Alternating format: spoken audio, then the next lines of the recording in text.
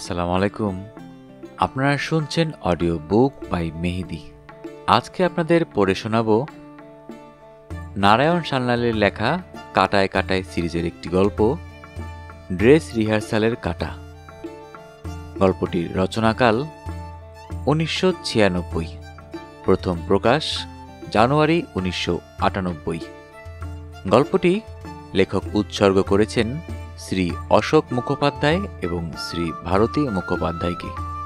তবে গল্প শোনার আগে যারা এখনও অডিও বুক বাই মেহেদি চ্যানেলটি সাবস্ক্রাইব করেননি, অনুগ্রহ করে চ্যানেলটি সাবস্ক্রাইব করে বেল আইকনটি অন করে দিবেন। বরাবরের মতোই গল্প পাঠে আমি মোহাম্মদ মেহেদি হাসান।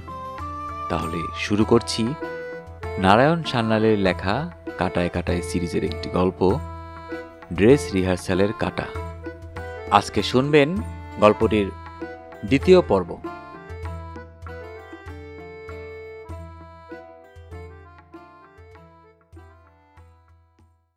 তাহলে আপনি বুঝবেন এই রাজমুকুটটা একটা গ্রিক হেলমেটের অনুকরণে গড়া। কার্থেজে আবিষ্কৃত একটা মেডেলিয়ানে পাওয়া গেছে একটি স্বর্ণ মুদ্রা। বর্তমানে সেটি প্যারিতে লুভ সংগ্রহশালায় রক্ষিত। ঐতিহাসিকদের অনুমান এই বিশেষ রাজমুকুটটি আলেকজান্ডার তৈরি করিয়েছিলেন পুরুকে পরাজিত করার পর। হস্তি হচ্ছে পুরুরাজের প্রতীক। আমাদের পরিচালক এসব বুঝবেন না, উনি ইকোনমিক্স পড়ান তো।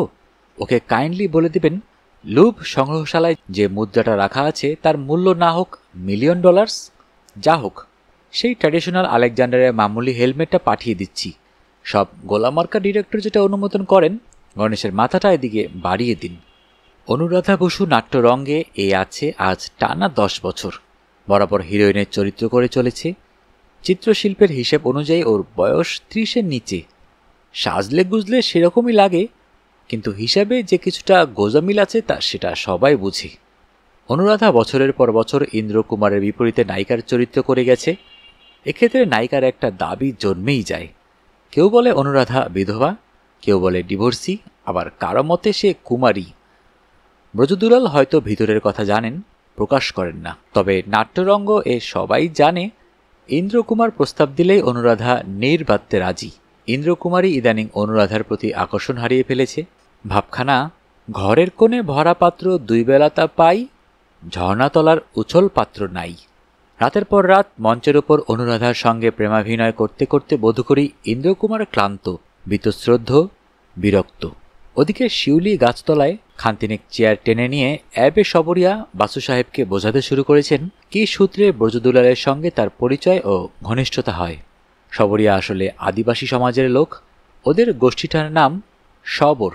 এরা আদিযুগে মুন্ডা জাতীয় একটি অস্ট্রো এশিয়াটিক কথ্য ভাষার অধিকারী ছিল। এদের বাস ওড়িশার কোরাপুট আর গঞ্জাম জেলার সীমান্তে, গনপুরের আশেপাশে। আজকের দণ্ডকারণ্যের বাইরে বটে, কিন্তু প্রাচীনকালে এদের দণ্ডকবনের বাসিন্দা বলেই ধরা হতো। এদের কিছু থাকে পাহাড়ি অঞ্চলে, যেখানে ওড়িশার কোরাপুট জেলা গিয়ে মিশেছে গঞ্জাম জেলায়। কিছু থাকে সমতল অঞ্চলে। সমতলবাসীদের কথ্য ভাষায় অসংখ্য তেলেগু আর ওড়িয়া শব্দ অনুপ্রবেশ করেছে। তুলনায় পাহাড়িয়া শবরেরা তাদের ভাষায় বৈশিষ্ট্য শুধু নয়, তাদের আদিম চরিত্র বৈশিষ্ট্য অবিকৃত রাখতে পেরেছে।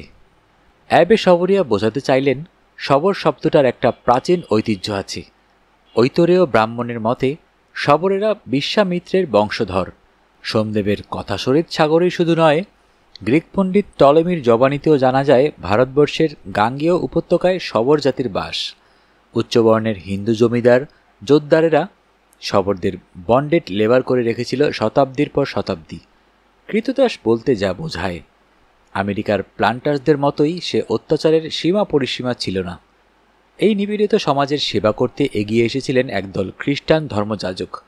16শো শতাব্দীর মাঝামাঝি জেসুইট সোসাইটির তরফে ধর্মপ্রচার করতে ভারতে আসেন সেন্ট ফ্রান্সিস জেভিয়ার। গোয়া বন্দরে তিনি পদার্পণ করেন 1534 খ্রিস্টাব্দে। সময়টা চিহ্নিত করতে বলা যায় যে মুঘল সম্রাট হুমায়ুন তখন ভারতেশ্বর। কিন্তু গোয়া বন্দরে বোধকরি কেউ তার নামই জানত না। বন্দর এবং সংলগ্ন ভূখণ্ডের মালিক ছিল পর্তুগিজ বোম্বেটের দল, যারা নাবিকবৃত্তি তথা বোম্বেটিগিরি ছেড়ে ভূসম্পত্তির মালিক হতে শুরু করেছে। জেসুইট সোসাইটির ধর্মযাজকেরা ক্রমে ছড়িয়ে পড়েন কেরালায়, ওড়িশায়, অন্ধ্রে। তারই একটি শাখা এসে গুণপুরে একটি ছোট্ট গির্জা বানায়। মূল গির্জাটা 2-3 বার ধূলিসাৎ হয়েছে বটে, কিন্তু জেসুইট সোসাইটির অর্থ সাহায্যে পুনর্নির্মিত হয়েছে। উইলিয়াম শবরিয়া সেই প্যারিস চার্চের একজন অ্যাবে। ওর গ্রামে 150 ঘর মানুষের বাস। সবাই শবর নয়, তবে সবাই খ্রিস্টান, কারণ খ্রিস্ট ধর্ম গ্রহণ করলে আদিবাসীরা অনেক সুযোগ সুবিধা পেত এবং পায়, যা বর্ণহিন্দু সমাজপতিরা ওদের দিতে চাইত না। বাসু সাহেব বাধা দিয়ে বলে ওঠেন, আপনি কিন্তু আমার প্রশ্নটার জবাব এখনও দেননি। ব্রজদুলালের সঙ্গে আপনার আলাপ হলো কি করে? অ্যাবে বিল হাসলেন, বললেন, শবর জাতির কথা শোনাবার মতো পণ্ডিত্য পাই না। আমি একজন পিতৃপরিচয়হীন অনাথ। মানুষ হয়েছি খ্রিস্টান পাদ্রীদের দয়ায়। আমার স্ত্রীও তাই। আমার কোনো গোত্র নেই, ফ্যামিলি নেম নেই, তাই নাম নিয়েছি শবরিয়া, অর্থাৎ শবর জাতের লোক। এসব কথা তো সবাইকে বলার নয়, বলিও না। আপনি পণ্ডিত, তাই সব কথা আপনাকে বললাম। ব্রজদুলালবাবু এবং তার এক বন্ধু, তিনি কলকাতা প্রেসিডেন্সি কলেজের নৃতত্ত্বের অধ্যাপক, শবরদের সাংস্কৃতিক বিষয়ে সন্ধান করতে গুণপুরে এসেছিলেন। ওখানে না আছে হোটেল, না ডাকবাংলো। আমি গির্জার অ্যাবেটকে বলে ওদের থাকার ব্যবস্থা করে দিয়েছিলাম আমাদের চার্চে, অতিথি হিসাবে। ওর বন্ধুর তরফে আদিবাসী শবরদের মধ্যে দিন 7-10 দোবাসীর কাজও করেছিলাম। এ থেকেই বন্ধুত্ব গড়ে ওঠে। মিস্টার রায় বোর্ডিং লজিং এবং দোবাসীর কাজ করার জন্য আমাকে কিছু পারিশ্রমিক দিতে চান। আমি তা গ্রহণ করিনি। উনি বেশ কিছু টাকা আমাদের অনাথ আশ্রমে দান করে আসেন, তাই থেকেই বন্ধুত্ব। উনি যখনই ওর এই পুরীর প্রাসাদে এসে ওঠেন, তখন সময় থাকতে আমাকে জানান। আমরা 2 বুড়ো বুড়ি কদিন পুরীতে এসে ভালো মন্দ খেয়ে যাই, এই আর কি। বাসু জানতে চান, আপনি কি প্রোটেস্ট্যান্ট? আগে না, আমি রোমান ক্যাথলিক, সোসাইটি অফ জিসাসের এক দীন সেবক। জয়ন্ত পাশে দাঁড়িয়ে শুনছিল, হঠাৎ বলে বসে, সব খ্রিস্টানই তো জিসাস সেবক, সোসাইটি অফ জিসাসের সদস্য। No my poor child, society of Jesus একটি সেবাদল প্রতিষ্ঠানের নাম। সেন্ট ইগনেসাস লাইলা, তিনি স্পেন দেশের মানুষ। জার্মানির মার্টিন লুথার, যাকে বলা হয় প্রোটেস্ট্যান্ট ধর্মের প্রধান উদ্গাতা, তার চেয়ে সেন্ট লায়লা ছিলেন মাত্র 8 বছরের ছোট। প্রথম যৌবনে তিনি সৈনিক ছিলেন। যুদ্ধে তার একটি পা কাটা যায়। তারপর তিনি ধর্মজীবনে প্রবেশ করেন। 2টি ক্র্যাচ সম্বল করে পদব্রজে মাদ্রিদ থেকে রোমে উপস্থিত হন। পোপের আশীর্বাদ নিয়ে তিনি এই সোসাইটি অব জিসাস গঠন করেন। আমাদের মূল মন্ত্র নিঃস্বার্থভাবে দিন দরিদ্রের সেবা করা, তাদের ঈশ্বরমুখী করে তোলা। বাসু জানতে চান, আপনাদের সংসারে আর কে কে আছে? বৃদ্ধ অমায়িক হেসে বললেন, অনলি ব্রাদার্স অ্যান্ড সিস্টার্স, সারা বিশ্বে ছড়ানো। কথাটা ভালো লাগলো বাসু সাহেবের। জানতে চাইলেন, সন্তানাদি নেই আপনাদের? অ্যাবে জবাব দিলেন না। ধর্মপত্নীর দিকে ফিরে শবর ভাষায় কি যেন প্রশ্ন করলেন। মিসেস শবরিয়াও জবাবে কি যেন বললেন। অ্যাবে বিল ভাষান্তর করে বললেন, 103। জয়ন্ত অবাক হয়ে বলে, তার মানে? বিল শবরিয়া বললেন, আমাদের অনাথ আশ্রমে বর্তমানে 103 জন আছে, তাই বলছেন উনি। বাসু বুঝলেন উনি সামাজিক অর্থে নিঃসন্তান। গার্ডেন পার্টিতে সচরাচর যেমন হয়, কিছু দূরে দূরে এক একটি জমায়েত, 3-4-5 জনের, প্রত্যেকের হাতেই একটা একটা গ্লাস। কেউ ভদকা, কেউ জিন, কেউ বিয়ার, অধিকাংশই স্কচ। মেয়েরা কেউ কেউ কোকাকোলা, 7 আপ বা লিমকাও পান করছে। খিদমতগারেরা ট্রে হাতে ঘুরছে। ব্রজদুলাল যদিও নিমন্ত্রণকর্তা, তবু বয়সের ভারে তিনি একটি সোফায় বসে পড়েছেন। তার পাশে ডক্টর ঘোষাল। ইন্দ্রকুমার হিসেব মতো ওদের চেয়ে 15-20 বছরের ছোট, তাই ঘুরে ঘুরে আপ্যায়ন করছে। অশোকও সাহায্য করছে তাকে। সুভদ্রা যদিচ হোস্টেস নয়, তবু ভাবখানা যেন তারই বাড়িতে সবাই নিমন্ত্রণ রাখতে এসেছেন। তার পরনে একটি ময়ূরকণ্ঠী রঙের বেনারসি, কানে একজোড়া জড়োয়া দুল, দৈর্ঘ্যে 4 ইঞ্চি। ভারী খুশি খুশি ভাব তার। লাভ সেট খাওয়ার কথাটা এতক্ষণে মনে হয় ভুলে গেছে। লাভ এমনি জিনিস। ক্যাপ্টেন পালিত সম্ভবত 4 নম্বর ভদকা গ্লাসের প্রস্তাবে একখানি চেয়ার টেনে বসে পড়েছেন। একমাত্র জয়ন্ত কিছু পান করছিল না। মাঝে মাঝে বেয়ারাদের ট্রে থেকে তুলে 2-4 টুকরা ফিশ ফিঙ্গার অথবা কাবাব মুখগহ্বরে ফেলে দিচ্ছে। উপায় নেই। সুভদ্রার অনুরোধে এই আনন্দ উৎসবের নানান রঙিন ফটো তোলার দায়িত্ব সে নিয়েছে। ক্যামেরাটা সুভদ্রার ক্যানন, রিলটাও সে কিনে দিয়েছে। ফলে জয়ন্ত সুরাপানের সুযোগই পাচ্ছে না।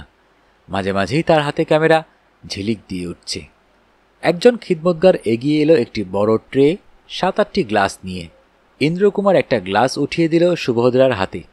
সুভদ্রা বললে, আমার কিন্তু এটা সেকেন্ড পেক, নেশা টেশা হয়ে যাবে না তো ইন্দ্রদা? ইন্দ্রকুমার বললে, খালি পেটে খেও না, তাহলে কিচ্ছু হবে না। আরেকটি গ্লাস তুলে দিতে গেল মিসেস মোহান্তির হাতে। উনি বললেন, কি ওটা? জিন উইথ 7 আপ? না না, আমাকে কোক দিন। ইন্দ্র পিড়াপিড়ি করে, সে কিছুতেই হবে না মাসিমা, আজকের রাতটা একটা স্পেশাল অকেশন। আগেকার গ্লাসটা কি ছিল? সিট্রা। দেন ইট মাস্ট বি জিন দিস টাইম। নিন বলছি। মিসেস মোহান্তি কচি খুকির মতো সলজ্জে উঠিয়ে নিলেন গ্লাসটা। ইন্দ্র এবার অনুরাধার দিকে ফিরল। তুমি কি নেবে? No thanks, I have had enough. তা বললে আমরা শুনব কেন? শুনবে, যেহেতু আমি কোনো পার্টিতে কখনো থার্ড পেক নেইনি। Sorry, second is my limit. Indrakumar পিড়াপিড়ি করল না, এগিয়ে গেল খিদমতগারের পিছন পিছন। ট্রেতে তখনও 5-7টা গ্লাস। ডক্টর ঘোষাল উঠিয়ে নিলেন স্কচ, একটু সোডা মিশিয়ে নিলেন। বাসুও নিলেন হুইস্কি অন রক্স। খিদমতগার এগিয়ে এলো খ্রিস্টান যাজকটির কাছে। নিন ফাদার, যেটা ইচ্ছে উঠিয়ে নিন।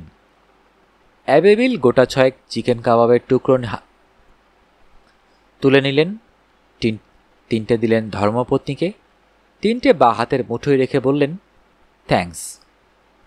ও কি, ড্রিঙ্কস নিন, যেটা ইচ্ছে। অ্যাবেবিল বললেন, কি জানো ভাই, ড্রিঙ্কসের স্বাদ সব ভুলেই গেছি। আমাদের ওখানে তো শুধু ধেনো, পচাই আর মহুয়া, ওসব আমার সহ্যই হয় না। ব্রজদুলাল বললেন, 1 পেক নিন, চাঙ্গা লাগবে। অ্যাবেবিল প্রশ্ন করেন, এটা কি? ব্রজদুলাল বলেন, হোয়াইট হর্স। অ্যাবে ঠাট্টা করে বলেন, আপনি আর খাবেন না রায় সাহেব, আপনার দিব্যি নেশা হয়েছে। স্পষ্ট দেখছি হলুদ রং, আপনি বলছেন হোয়াইট, আর যেটা হোয়াইট কালার? ইন্দ্রকুমার বলে, ভদকা উইথ লাইম। অ্যাবেবিল সেটাই উঠিয়ে নিলেন। জয়ন্তর ক্যামেরা ক্রমাগত ঝিলিক মেরে চলেছে। ইন্দ্রকুমার বলে, তুমি এবার ক্যামেরাটা বন্ধ করো তো জয়ন্ত। Take a drink. কি নেবে? জয়ন্ত ক্যামেরাটা খাপে ভরে। এতক্ষণে প্রথম গ্লাসটা তুলে নিয়ে বলে, মেনি হ্যাপি রিটার্নস ইন্দ্রদা। ইন্দ্রকুমার প্রত্যুত্তরে কিছু একটা কথা বলতে যাচ্ছিল, বলা হলো না। তার আগেই হঠাৎ বিষম খেলেন অ্যাবে সবরিয়া, কিন্তু শব্দটা খক জাতীয় নয়, কেমন যেন অস্বস্তিকর, অশ্রাব্য। সকলেই অ্যাবে বিলের দিকে ফিরে তাকায়। সবাই লক্ষ্য করে তিনি বা হাতে প্রায় নিঃশেষিত গ্লাসটা টেবিলে নামিয়ে রাখলেন, ডান হাতটা গলায়। একটা বিবমিশার বেগ যেন। না, বমি হলো না। অ্যাবে সবরিয়া হঠাৎ বা হাতটা আকাশের দিকে বাড়িয়ে দিলেন, কিছু যেন একটা হাত বাড়িয়ে ধরতে চাইছেন তিনি। বিদ্যুৎ চমকে চেয়ার ছেড়ে লাফিয়ে ওঠেন মিসেস সবরিয়া। দুর্বোধ্য মাতৃভাষায় তিনি কি একটা কথা বললেন। অ্যাবেবিল তার শুনতে বা বুঝতে পারলেন কিনা বোঝা গেল না। স্ত্রীর আলিঙ্গনে লুটিয়ে পড়লেন। সুভদ্রা চিৎকার করে ওঠে, কি কি হয়েছে? সকলের দৃষ্টি সেদিকে। ডাক্তার ঘোষাল এক লাফে উঠে পড়েন। বৃদ্ধ খ্রিস্টান যাজককে স্ত্রীর আলিঙ্গন মুক্ত করে একটা কাউচে শুয়ে দেন। গলার বোটা খুলে নেন, কোটের বোতামগুলো এবার নারী দেখেন তিনি। ব্রজদুলালের আর ধৈর্য মানছে না, বলেন, কি কি বুঝছ? ধমক দিয়ে ওঠেন ডাক্তার ঘোষাল। স্টপ হাউলিং। প্রায় 2 মিনিট পর ঘোষাল উঠে দাঁড়ালেন। ব্রজদুলাল আবার একই প্রশ্ন করেন, কি হলো? He is dead. I am sorry. শেষ দুটো শব্দ ওর ওষ্ঠাধর উচ্চারণ করল না, যেন কণ্ঠস্বর হারিয়ে ফেলেছেন ডাক্তার Ghoshal. Date? Impossible. Mrs Maria Shabaria, যিনি মাতৃভাষা ছাড়া বস্তুত আর কোনো ভাষাই জানেন না, তিনি আর্তনাদ করে একটা প্রশ্ন ছুড়ে দিলেন আকাশের দিকে। তীব্র, তীক্ষ্ণ, জান্তব প্রশ্ন, যে ভাষা বুঝতে কারও অসুবিধা হলো না। জবাব দিলেন ডাক্তার ঘোষাল। তার মাথাটা দুদিকে আন্দোলিত করে। মিসেস শবরিয়া সেই নিঃসন্তান ধর্মযাজকের ধর্মপত্নী, যার সন্তান সংখ্যা মাতা গান্ধারীকেও লজ্জা দেবে। তিনি লুটিয়ে পড়লেন তার স্বামীর বুকের ওপর। সমুদ্র গর্জনকে ছাপিয়ে তার জান্তব আর্তনাদ আকাশে বাতাসে প্রতিধ্বনিত হতে থাকে। মর্মান্তিক দুর্ঘটনার পর ঘণ্টা 3 কেটে গেছে। রাত এখন 10টা। নিমন্ত্রিতরা প্রায় সবাই চলে গেছেন। জন্মদিনের কেকটা পড়ে আছে প্যান্ট্রিতে। কাটার কথা কারও মনে পড়েনি। খাবারের প্লেটে নিমন্ত্রিতরা কিছু তুলে নিলেন কিনা তা কেউ লক্ষ্য করেনি। সে মেজাজই ছিল না কারও। ব্রজদুলালের সেক্রেটারিটি করিতকর্মা, যাবতীয় ব্যবস্থা সে সুনিপুণভাবে সম্পন্ন করেছে। ডক্টর ঘোষালের পরামর্শে প্রথমেই গাড়ি বার করে ধরে নিয়ে এসেছে একজন স্থানীয় চিকিৎসককে, ডাক্তার গোবিন্দলাল পণ্ডা। ব্রজদুলাল পুরীতে এসে অসুস্থ বোধ করলে একেই ডাকেন। পণ্ডা সব কিছু শুনে মৃতদেহ পরীক্ষা করে সরকারিভাবে ডেথ সার্টিফিকেট দিয়ে গেছেন। তারপর স্থানীয় ভাইকারেজে সংবাদ দেওয়া হয়। তারা ভ্যানে করে মৃতদেহ আপাতত অপসারিত করেছে। পুরী গির্জার ভূগর্ভস্থ মৃতকক্ষে শীতাতপ নিয়ন্ত্রিত শান্তিরাজ্যে অ্যাবেকে রাখা হবে, যতদিন না সমাধির আয়োজন সম্পূর্ণ হয়। মিসেস মহান্তি মূর্ছাতুর বিধবাকে নিজের গাড়িতে করে নিজের বাড়িতে নিয়ে গেছেন। ডক্টর পণ্ডার ব্যবস্থাপনায় একটি নাইট নার্স জোগাড় করা গেছে, যে মেয়েটি গণ্ডি এবং শবরী ভাষা জানে। ওই ভাষা জ্ঞানটাই ছিল সবচেয়ে জরুরি, কারণ পুরী শহরে শবরী ভাষা জানা লোক পাওয়া কঠিন। যদিও শবরদের আস্তানা মাত্র 200-300 কিলোমিটার দূরে। ব্রজদুলালের সেক্রেটারি প্রত্যেকটি অতিথিকে এক একটি প্যাকেট ধরিয়ে দিয়েছে। বলেছে, জানি এ অবস্থায় খাওয়ার কথা মনে থাকে না, এখানে বসে খেতে পারবেনও না, নিয়ে যান। খেতে ইচ্ছে না করে কাউকে দিয়ে দেবেন। আমারও তো তাই। কথাটা সত্যি। মৃত্যু যেমন নিষ্ঠুর সত্য, তেমনি অবারিত সত্য। মৃত্যুকে অতিক্রম করে জীবনের দাবি। প্রথমে বিদায় নিয়েছেন ক্যাপ্টেন ও মিসেস পালিত দ্বিতলে। তারপর নিজের ডেরায় চলে গেছেন জয়ন্ত মহাপাত্র। অনুরাধার প্রচণ্ড মাথা ধরেছিল। সে একটা স্যারিডন ট্যাবলেট খেয়ে ত্রিতলে নিজের ঘরে গিয়ে শুয়ে পড়েছে। বাসু বাড়িতে ফোন করে কৌশিককে জানিয়েছেন তাদের ফিরতে দেরি হতে পারে। রানু যেন চিন্তা না করেন। যে টেবিলে পানীয় গ্লাসটা রেখে লুটিয়ে পড়েছিলেন অ্যাবে শবরিয়া, ঠিক তার পাশের টেবিলেই এখন বসে কথা বলছিলেন ওরা 5 জন। ব্রজদুলাল একটা দীর্ঘশ্বাস ফেলে বললেন, ওই একই কথা। কি করবেন ব্যারিস্টার সাহেব? যা হোক, দুটি খেয়ে নেবেন এখানে বসে। জাস্ট বৃত্তি রক্ষা করা। বাসু কিছু বলার আগেই সুজাতা বলে ওঠে, মাপ করবেন রায়কাকু, আমি কিছু খেতে পারবো না। বুঝেছি। অশোক, তুমি খাবারের প্যাকেটগুলো রেডি রাখো। এত রাত্রে বাসু সাহেব রিক্সা করে ফিরবেন না, ওদের পৌঁছে দিতে হবে। প্যাকেটগুলোও তুলে দিও। তারপর সুজাতার দিকে ফিরে বলেন, তোমার অবস্থাটা বুঝতে পারছি সুজাতা মা। রাত্রে যদি কিছু মুখে দিতে ইচ্ছা না করে তো ফ্রিজে রেখে দিও। কাল সকালেও যদি রুচি না হয় তো কুকুরের মুখে ধরে দিও। ফেলেই তো দিতে হবে সব। ইন্দ্রকুমার অস্থিরভাবে পায়চারি করছিল বাগানে। আলোগুলো অধিকাংশই নিভিয়ে দেওয়া হয়েছে। টুনি বাল্বগুলো। আকাশে শুক্লা দশমীর চাঁদ। হঠাৎ থমকে থেমে পড়ে ইন্দ্রকুমার। বলে, ঘোষালদা, এভাবে চোখের সামনে কোনো জলজ্যান্ত মানুষকে হার্ট ফেল করে মরে যেতে দেখেছ? ম্লান হাসলেন ডক্টর ঘোষাল। বললেন, তুমি একটা কথা ভুলে বসে আছো ইন্দ্র। তুমি অভিনেতা, মৃত্যুর অভিনয় করতেই শুধু শিখেছ। আমি ডাক্তার, মৃত্যু নিয়ে আমার কারবার। জীবন আর মৃত্যু, সারা জীবন ধরে মৃত্যুকে নানাভাবে দেখেছি। ব্রজদুলাল জিজ্ঞাসা করলেন, ডক্টর পণ্ডা মৃত্যুর কারণ হিসেবে কি লিখেছেন? Failure of heart caused by a sudden seizure, জবাব দিলেন ঘোষাল। অর্থাৎ, আই ডোন্ট নো। নাহং বেদ। আমি জানি না, তবে হ্যাঁ, তোমরা আমাকে ফিস দিয়ে ডেকে এনেছ সার্টিফিকেট দিতে, তাই জানিয়ে যাচ্ছি লোকটা মরে গেছে। ব্যাস, এবার তোমরা যা ইচ্ছে করতে পারো, কবর দিতে পারো, পুড়িয়ে ফেলতে পারো, টাওয়ার অব সাইলেন্সে রেখে আসতে পারো। সুজাতা ডক্টর ঘোষালকে বলে, আপনি যা বললেন তাকে কি আমরা সাদা বাংলায় বলি হার্ট ফেল করে মারা গেছেন? ডাক্তার ঘোষাল বললে, হ্যাঁ তাই। বাসু এতক্ষণ চুপচাপ বসেছিলেন, পাইপ পর্যন্ত ধরাননি। বসে বসে ভাবছিলেন ওই সদ্যমৃত লোকটার কথাই। কি অম্লান বদনে ভদ্রলোক চলে গেলেন আর বলে গেছেন মৃত্যুর 5 মিনিট আগে যে তিনি জারজ, কোনো অজ্ঞাত পুরুষ রমণীর কামনার গড়াল সমুদ্রে অবগাহন করে তিনি দুনিয়াদারি করতে এসেছিলেন এক অবাঞ্ছিত পুরুষ হিসেবে। নিতান্ত ঘটনাচক্রে অথবা জিসাসের কৃপায় জীবনসঙ্গিনী করেছিলেন অনুরূপ এক অবাঞ্ছিতাকে। এবার ডক্টর ঘোষালের কথা শুনে কথোপকথনে যোগদান করেন তিনি। মাপ করবেন doctor Ghoshal, seizure of heart ফেনোমেননটাকে আপনি কি বলবেন? মৃত্যুর কজ না এফেক্ট? ইন্দ্রকুমার বিরক্ত হয়ে বলল, বাদ দিন এসব একাডেমিক তর্কের কচকচি। তালটা ধপ করে পড়ল না পড়ে ধপ করল? বাসু তৎক্ষণাৎ বলেন, এক্স্যাক্টলি ইন্দ্রকুমার, একটা লোককে গুলি করে মারলেও একসময় তার হৃদযন্ত্রের ক্রিয়া বন্ধ হয়। That also is death due to seizure of heart, তাই নয়?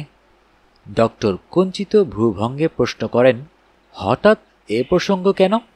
বাসু চাপা গলায় প্রতিপ্রশ্ন করেন, ডাক্তার হিসেবে আপনি নিশ্চিত? নট উইথ স্ট্যান্ডিং পন্ডাস ডেথ সার্টিফিকেট? মৃত্যুটা স্বাভাবিক? পুরো 10 সেকেন্ড কেউ কোনো কথা বলল না। যে যার অন্তরের তলায় তলিয়ে গেছে। মৃত্যু দৃশ্যটা মনে মনে আবার দেখছে। শেষ পর্যন্ত ব্রজদুলাল বলে ওঠেন, না তো কি, খুন, আত্মহত্যা? ডাক্তার ঘোষাল বলেন, দুটোই ইম্পসিবল।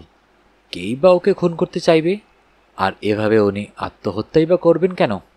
ইন্দ্রকুমার বলে, আত্মহত্যা নয়, হতে পারে না। এভাবে জন্মদিনের নেমন্তন্ন খেতে এসে কেউ সবার সামনে বিষপান করে আত্মহত্যা করে না। মৃত্যুর পূর্ব মুহূর্তে উনি রসিকতা করেছিলেন হোয়াইট হর্স হুইস্কি নিয়ে। কিন্তু কেসটা খুন কিনা এখনই বলা যায় না। কেন? অমন নির্বিরোধী পরোপকারী নিঃসম্বল মানুষটাকে কে কেন খুন করবে জানতে চায় সুজাতা। ইন্দ্রকুমার শ্রাগ করে বলে, এখনই বলা যাচ্ছে না, আমরা জানি না, কিন্তু খুঁজলে হয়তো ওর শত্রুকে পাওয়া যাবে। ব্রজদুলাল বললেন, কথাটা তুমি ঠিকই বলেছ ইন্দ্র। 2 দিন আগে আমি নিজেও কল্পনাই করতে পারতাম না যে ডক্টর শিবশঙ্কর ঘোষালের মতো বিশ্ববন্ধু পরোপকারী মানুষকে একজন খুন করতে চায়। ইন্দ্রকুমার রীতিমতো চমকে ওঠে, বলে, মানে কি বলছো ব্রজদা? আস্ক ঘোষাল। ডক্টর ঘোষাল বললেন, তুমি জানো কেসটা, ভুলে গেছ?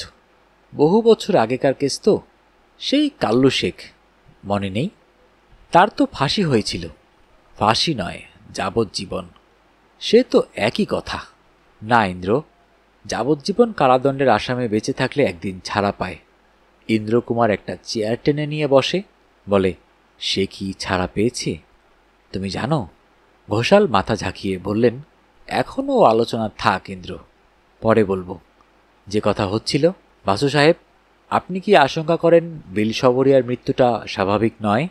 বাসু পকেট থেকে পাইপ পাউচ বার করেন এতক্ষণে। বলেন, আমি রায়মশাইয়ের কথাটা রিপিট করব, নাহং বেদ, আই ডোন্ট নো, আমি জানি না। ইন্দ্রকুমার আবার উঠে দাঁড়ায়, গম্ভীর স্বরে বলে, কথাটা যখন উঠে পড়ল তখন মন খুলে আমার কথাটা বলে ফেলি। ওর মৃত্যুর হেতু যদি বিষক্রিয়ায় হয়ে থাকে তাহলে আমার একটা দায়িত্ব থেকে যায়, কারণ ড্রিঙ্কসগুলো আমি নিজেই মিশিয়েছিলাম। ব্রজদুলাল বলেন, বুলশিট, পাগলের মতো কথা বলো না ইন্দ্র। আমরা সবাই দেখেছি বিল নিজ হাতে ট্রে থেকে গ্লাসটা তুলে নিয়েছিল, তুমি তুলে দাওনি। সে হুইস্কি বা রামও নিতে পারত। ঘোষাল বললেন, যদি বিষপানেই ওর মৃত্যু হয়ে থাকে তাহলে আমার ধারণা এটা আত্মহত্যা, সুইসাইড। সুজাতা জানতে চায়, কি যুক্তিতে? উনি যখন চমক দিচ্ছিলেন তখন আমি ওর দিকেই তাকিয়েছিলাম। আমার স্পষ্ট মনে আছে, প্রথম চমক দিয়েই ওর মুখটা বিকৃত হয়ে উঠেছিল। তা সত্ত্বেও উনি গ্লাসটা টেবিলে নামিয়ে রাখেননি, দ্বিতীয়বার চমক দিয়েছিলেন। ব্রজদুলাল মাথা নেড়ে বললেন, তার অন্য একটি হেতু হতে পারে ঘোষাল। আমার বন্ধু বিল ছিল খুবই গরিব, তারই মহুয়া পচাই হয়তো আগে কখনো খেয়েছি, এখন কিছুই খেত না। হয়তো ও ভদকা জীবনে কখনো পান করেনি, তাই প্রথম চুমুকে বুঝতে পারেনি ওর দেহে যেটা হচ্ছে সেটা মাদকতার প্রভাবে নয়, মৃত্যুর সংকেত। বাসু ইতিমধ্যে পাইপটা ধরিয়েছেন, চুপচাপ শুনে যাচ্ছিলেন সকলের কথা। এবার নড়েচড়ে বসে বললেন, ধপ করে তাল পড়ল না পড়ে ধপ করল তা জানার একটা বৈজ্ঞানিক রাস্তা কিন্তু এখনো খোলা আছে। ইন্দ্রকুমার ঝুঁকে পড়ে বলল, পোস্টমর্টেম? না, মিসেস মারিয়া সবরিয়া তাতে রাজি হবেন না, অন্তত খুশি মনে। ওরা রোমান ক্যাথলিক। আমি বলছিলাম ওই গ্লাসটার কথা। পাশের টেবিলে একটি শূন্য কাচের গ্লাসের দিকে পাইপটা নির্দেশ করলেন উনি। ব্রজদুলাল বলে ওঠেন, ঠিক কথা, ওতে তো এখনও কিছু তলানি পড়ে আছে দেখা যাচ্ছে। ঘোষাল, তুমি ওটার ফরেনসিক টেস্ট করাও। বিলের দেহ তো মৃত্যুকক্ষে রাখা আছে, ইতিমধ্যে ওটা টেস্ট করে পজিটিভ রিপোর্ট পেলে অন্যরকম ব্যবস্থাও করা যেতে পারে। ডক্টর ঘোষাল নিঃশব্দে উঠে গেলেন, হাতে রুমালটা জড়িয়ে গ্লাসটা তুলে দেখলেন, বললেন, এনাফ, 1 টেবিল স্পুন তো হবেই। তবে এ কাজে আমার চেয়ে বাসু সাহেব যোগ্যতর ব্যক্তি, আপনিই এই দায়িত্বটা নিন। বাসু বললেন, অলরাইট, অশোককে ডাকুন তাহলে। অশোক অবিলম্বে এসে দাঁড়ালো। বাসু বললেন, রাত 10:30, তা হোক, হসপিটাল এমার্জেন্সি বিভাগে পাবে। একটা স্টেরিলাইজড শিশি জোগাড় করে নিয়ে এসো। ইউরিন টেস্টের জন্য সব মেডিকেয়ার স্টোরেই থাকে। তাতে এই অবশিষ্ট তরল বস্তুটাকে আমাদের সকলের সম্মুখে ঢালতে হবে, তারপর সিল করে আমাকে দিতে হবে। উপরে একটি কাগজ আঠা দিয়ে আটকাতে হবে, তাতে আমাদের 6 জনের সই থাকবে। অশোক তৎক্ষণাৎ আবার গাড়ি নিয়ে বেরিয়ে গেল। ইন্দ্রকুমার বললে, আপনি কি আশঙ্কা করছেন ওতে বিষ পাওয়া যাবে? বাসু বললেন, বারবার পরের কথা রিপিট করতে ভালো লাগে না। I am sorry. আমি জানি না, আই ডোন্ট নো, কিন্তু ওই সঙ্গে আরও একটা কোটেশন না দিলে আমার বক্তব্যটা শেষ হবে না। তুমি মৃত্যুর অভিনয় করতেই শিখেছ, আমি কাউন্সিলর।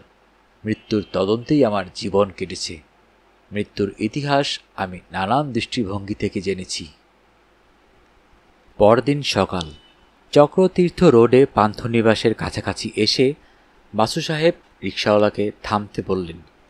রিকশা থেকে নেমে একটি দোকানের দিকে এগিয়ে গেলেন, যার সামনে বোর্ডে লেখা আছে আইএসডি এসটিডি জেরক্স। দোকানে ঝাড়পোছ করছিল একটি ছোকরা। সে ওড়িয়া ভাষায় বললে, দোকান এখনো খোলেনি, বেলা 10টায় খুলবে। দোকানের মালিকবাবু 10টার সময় আসবেন, আধ ঘন্টা পরে। বাসু হাত ঘড়িতে দেখলেন 10:15 বাজছে। বাসু জানতে চান, আইএসডি? আজ্ঞা। সম্মার্জনী হস্ত ছোকরা চাকরটা ঘুরে দাঁড়ালো। বাসু হাত ঘড়িটা দেখিয়ে বললেন, অখন 10টা বাজিকিরি 15 মিনিট হইল গেলা, আর আধ ঘন্টা পরে 11:15 বাজিবেক, বটে কি না? ছোকরা বললে, তো মই কি করিব? বাবু কহিল, correct, you are helpless, as I am. আজ্ঞা। টুলফুল কিছু আছে? তাহলে এই বারান্দায় একটা পেতে দাও, বসি। 11:15টার সময় যে 10টা বাজবে তা তো আর নিশ্চিতভাবে বলা যাচ্ছে না। ছোকরা নিকথায় একটা হাতল ভাঙা চেয়ার বারান্দায় বার করে দিল, ঝাড়ন দিয়ে মুছিয়েও দিল। বাসু জুত করে বসেই লক্ষ্য করলেন, দোকানের সামনে রাস্তার বাঁ দিকে একটা ফিয়াট গাড়ি থামল। নেমে এলো সুভদ্রা। এখানে কি করছেন? সবরীর প্রতীক্ষা, একটা এসটিডি করব। আপনাদের বাড়িতেই তো ফোন আছে। তা আছে, কিন্তু এসটিডির ব্যবস্থা নেই। তুমি যাচ্ছ কোথায়? সামনের ওই পুরী ফটোগ্রাফি স্টোরে।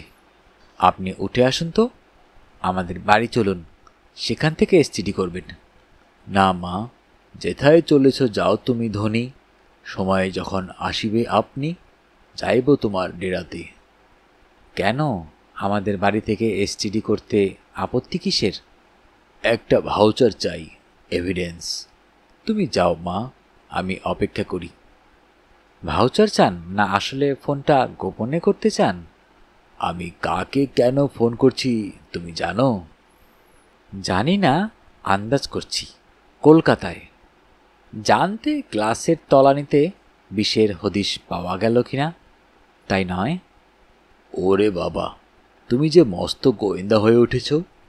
কি করে আন্দাজ করলে? আমার তো ধারণা ছিল ব্যাপারটা আমরা গোপনে করছি।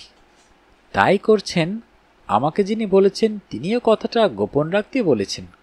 অহেতুক একটা করে দন্তের ন লাগাচ্ছ কেন? ইন্দ্রকে তুমি করেই কথা বলো। আপনি কি করে বুঝলেন ইন্দ্রদা বলেছে? গোয়েন্দা হিসেবে তোমার মতো আমার নামডাক নেই, কিন্তু তাই বলে অন্ধ হিসেবে বদনামও তো নেই। শোনো, আমি এই দোকানেই অপেক্ষা করছি। তুমি ফেরার পথে এখানে একবার দাঁড়িও। আমি ফটোগুলো দেখব। হয়তো 2-1 দিনের জন্য নেগেটিভগুলো আমার দরকার হবে। কোন ফটোর কথা বলছেন আপনি? বললাম না আমি অন্ধ নই। তুমি এক কাজ করো, বরং দোকানদারকে 1 কপি কন্ট্যাক্ট প্রিন্ট দিতে বলো। যে সিকোয়েন্সে নেগেটিভগুলো আছে তাই বজায় রেখে। আপনি আশা করছেন টেলিফোনে পজিটিভ রিপোর্ট পাবেন? হার্টফেল নয়, পয়জনিং? আশা নয় সুভদ্রা, আশঙ্কা। না, করছি না। তবু ক্রিমিনাল লয়ার হিসেবে এটা আমার প্রায় অভ্যাসে দাঁড়িয়ে গেছে। যেখানে দেখিবে ছাই, উড়াইয়া দেখো তাই। পাইলে পাইতে পারো গোপন গরল। ঠিক আছে স্যার, আপনি এই গোপন গরল খুঁজুন, আমি ফেরার পথে খোঁজ করব। ঠিক তখনই এসে উপস্থিত হলো দোকানদার। নমস্কার আজ্ঞা। বাসু ফোন করলেন ওর বাল্যবন্ধু ও সহপাঠী ফরেন্সিক কেমিস্টকে। একবারেই কানেকশন পেলেন। প্রশ্ন করলেন, গুড মর্নিং ভট্টাচার্যি, আমি পুরী থেকে পিকে বাসু বলছি।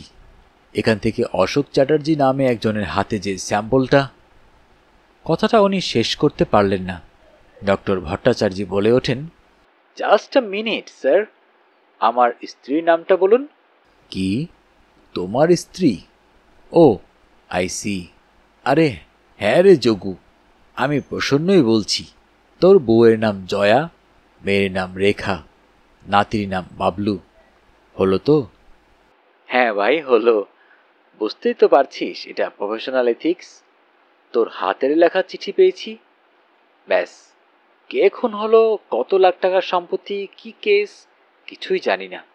সিল করা বোতলে পেয়েছিলাম 4.5 গ্রাম তরল পদার্থ, অর্থাৎ প্রায় 400 ফোঁটা। I know. তাতে ভদকা ছিল, লাইম ছিল, আর কি ছিল? H2O। জল? কোনো রকম বিষের কিছু স্ট্রেস পাসনি? নিক্স। নিক্স মানে নাথিং? I am sorry. তাই ভদকা কিনা আদালতে হলফ নিয়ে বলতে পারবো না, তবে কোনো অ্যালকোহল, ভদকা বা জিন হতে পারে। লাইম নিশ্চিত ছিল, বাকিটা জল। আইসি। খুব হতাশ হয়ে গেলি মনে হচ্ছে। না, নিশ্চিন্ত হলাম। যদিও এটা আমার অ্যাপ্রিহেনশনের বিরুদ্ধে। আমার আশঙ্কা ছিল এটা একটা কেস অফ পয়জনিং। ঠিক আছে, রাখলাম। টেলিফোনের চার্জ মিটিয়ে বেরিয়ে এলেন রাস্তায়। মিনিট খানেক একদৃষ্টে তাকিয়ে থাকলেন সমুদ্রের দিকে। রোদ চড়া হচ্ছে। ছাতা আনতে ভুলেছেন, টুপিও পরেননি। পুরী সমুদ্র তীরে টুপি পরা এক বিড়ম্বনা, সর্বদাই মনে হয় উড়ে যাবে। নজর হলো ফটোগ্রাফিক স্টোরসের পাশে আকাশী নীল ফিয়াট গাড়িটা দাঁড়িয়ে আছে। বাসু পায়ে পায়ে সেদিকে এগিয়ে চললেন। কাউন্টারে দাঁড়িয়ে থাকা সুভদ্রা ছবিগুলো দেখছিল। বাসু সাহেবকে দেখতে পেয়ে বলল, টেলিফোনে যোগাযোগ হলো? হ্যাঁ হলো। গোপন গরল মিলল? তোমার কাজ মিটেছে? হ্যাঁ, তবে আপনি কি এক সেট কন্ট্যাক্ট প্রিন্ট চান? নেগেটিভ যে সিকোয়েন্সে আছে সেই পর্যায়ক্রমে? না থাক, আর প্রয়োজন হবে না। নেগেটিভগুলো নেবেন? না, চাই না। চলো তোমাদের বাড়ি যাই। আসুন। ভ্যানিটি ব্যাগে ছবিগুলো ভরে নিয়ে সুভদ্রা বাইরে বেরিয়ে এলো। বাসু সাহেবকে বসালো বায়ে। গাড়ি ঘুরিয়ে চক্রতীর্থ রোডে পড়ে বললে, আপনার আশা বা আশঙ্কা যে সফল হয়নি, অর্থাৎ গ্লাসে যে বিষের স্ট্রেস পাওয়া যায়নি, তা বুঝতে অসুবিধা হয় না, কারণ ছবিগুলো আপনি তাকিয়েও দেখলেন না। বাসু সাহেব কোনো জবাব দিলেন না। সুভদ্রা আবার বললে, আপনি কি করে ভাবতে পারলেন মেসোমশাই যে অ্যাবে সাবরিয়াকে কেউ বিষ প্রয়োগে হত্যা করতে পারে? ভদ্রলোকের কোনো সম্পত্তি নেই, কোনো শত্রু নেই। রাগের মাথায় হঠাৎ কেউ হয়তো ওকে ছুরি মেরে খুন করতে পারে, কিন্তু রায় কাকুর বাড়িতে পার্টিতে এসে ওর পান পাত্রে কে বিষ মেশাতে যাবে? It's absurd.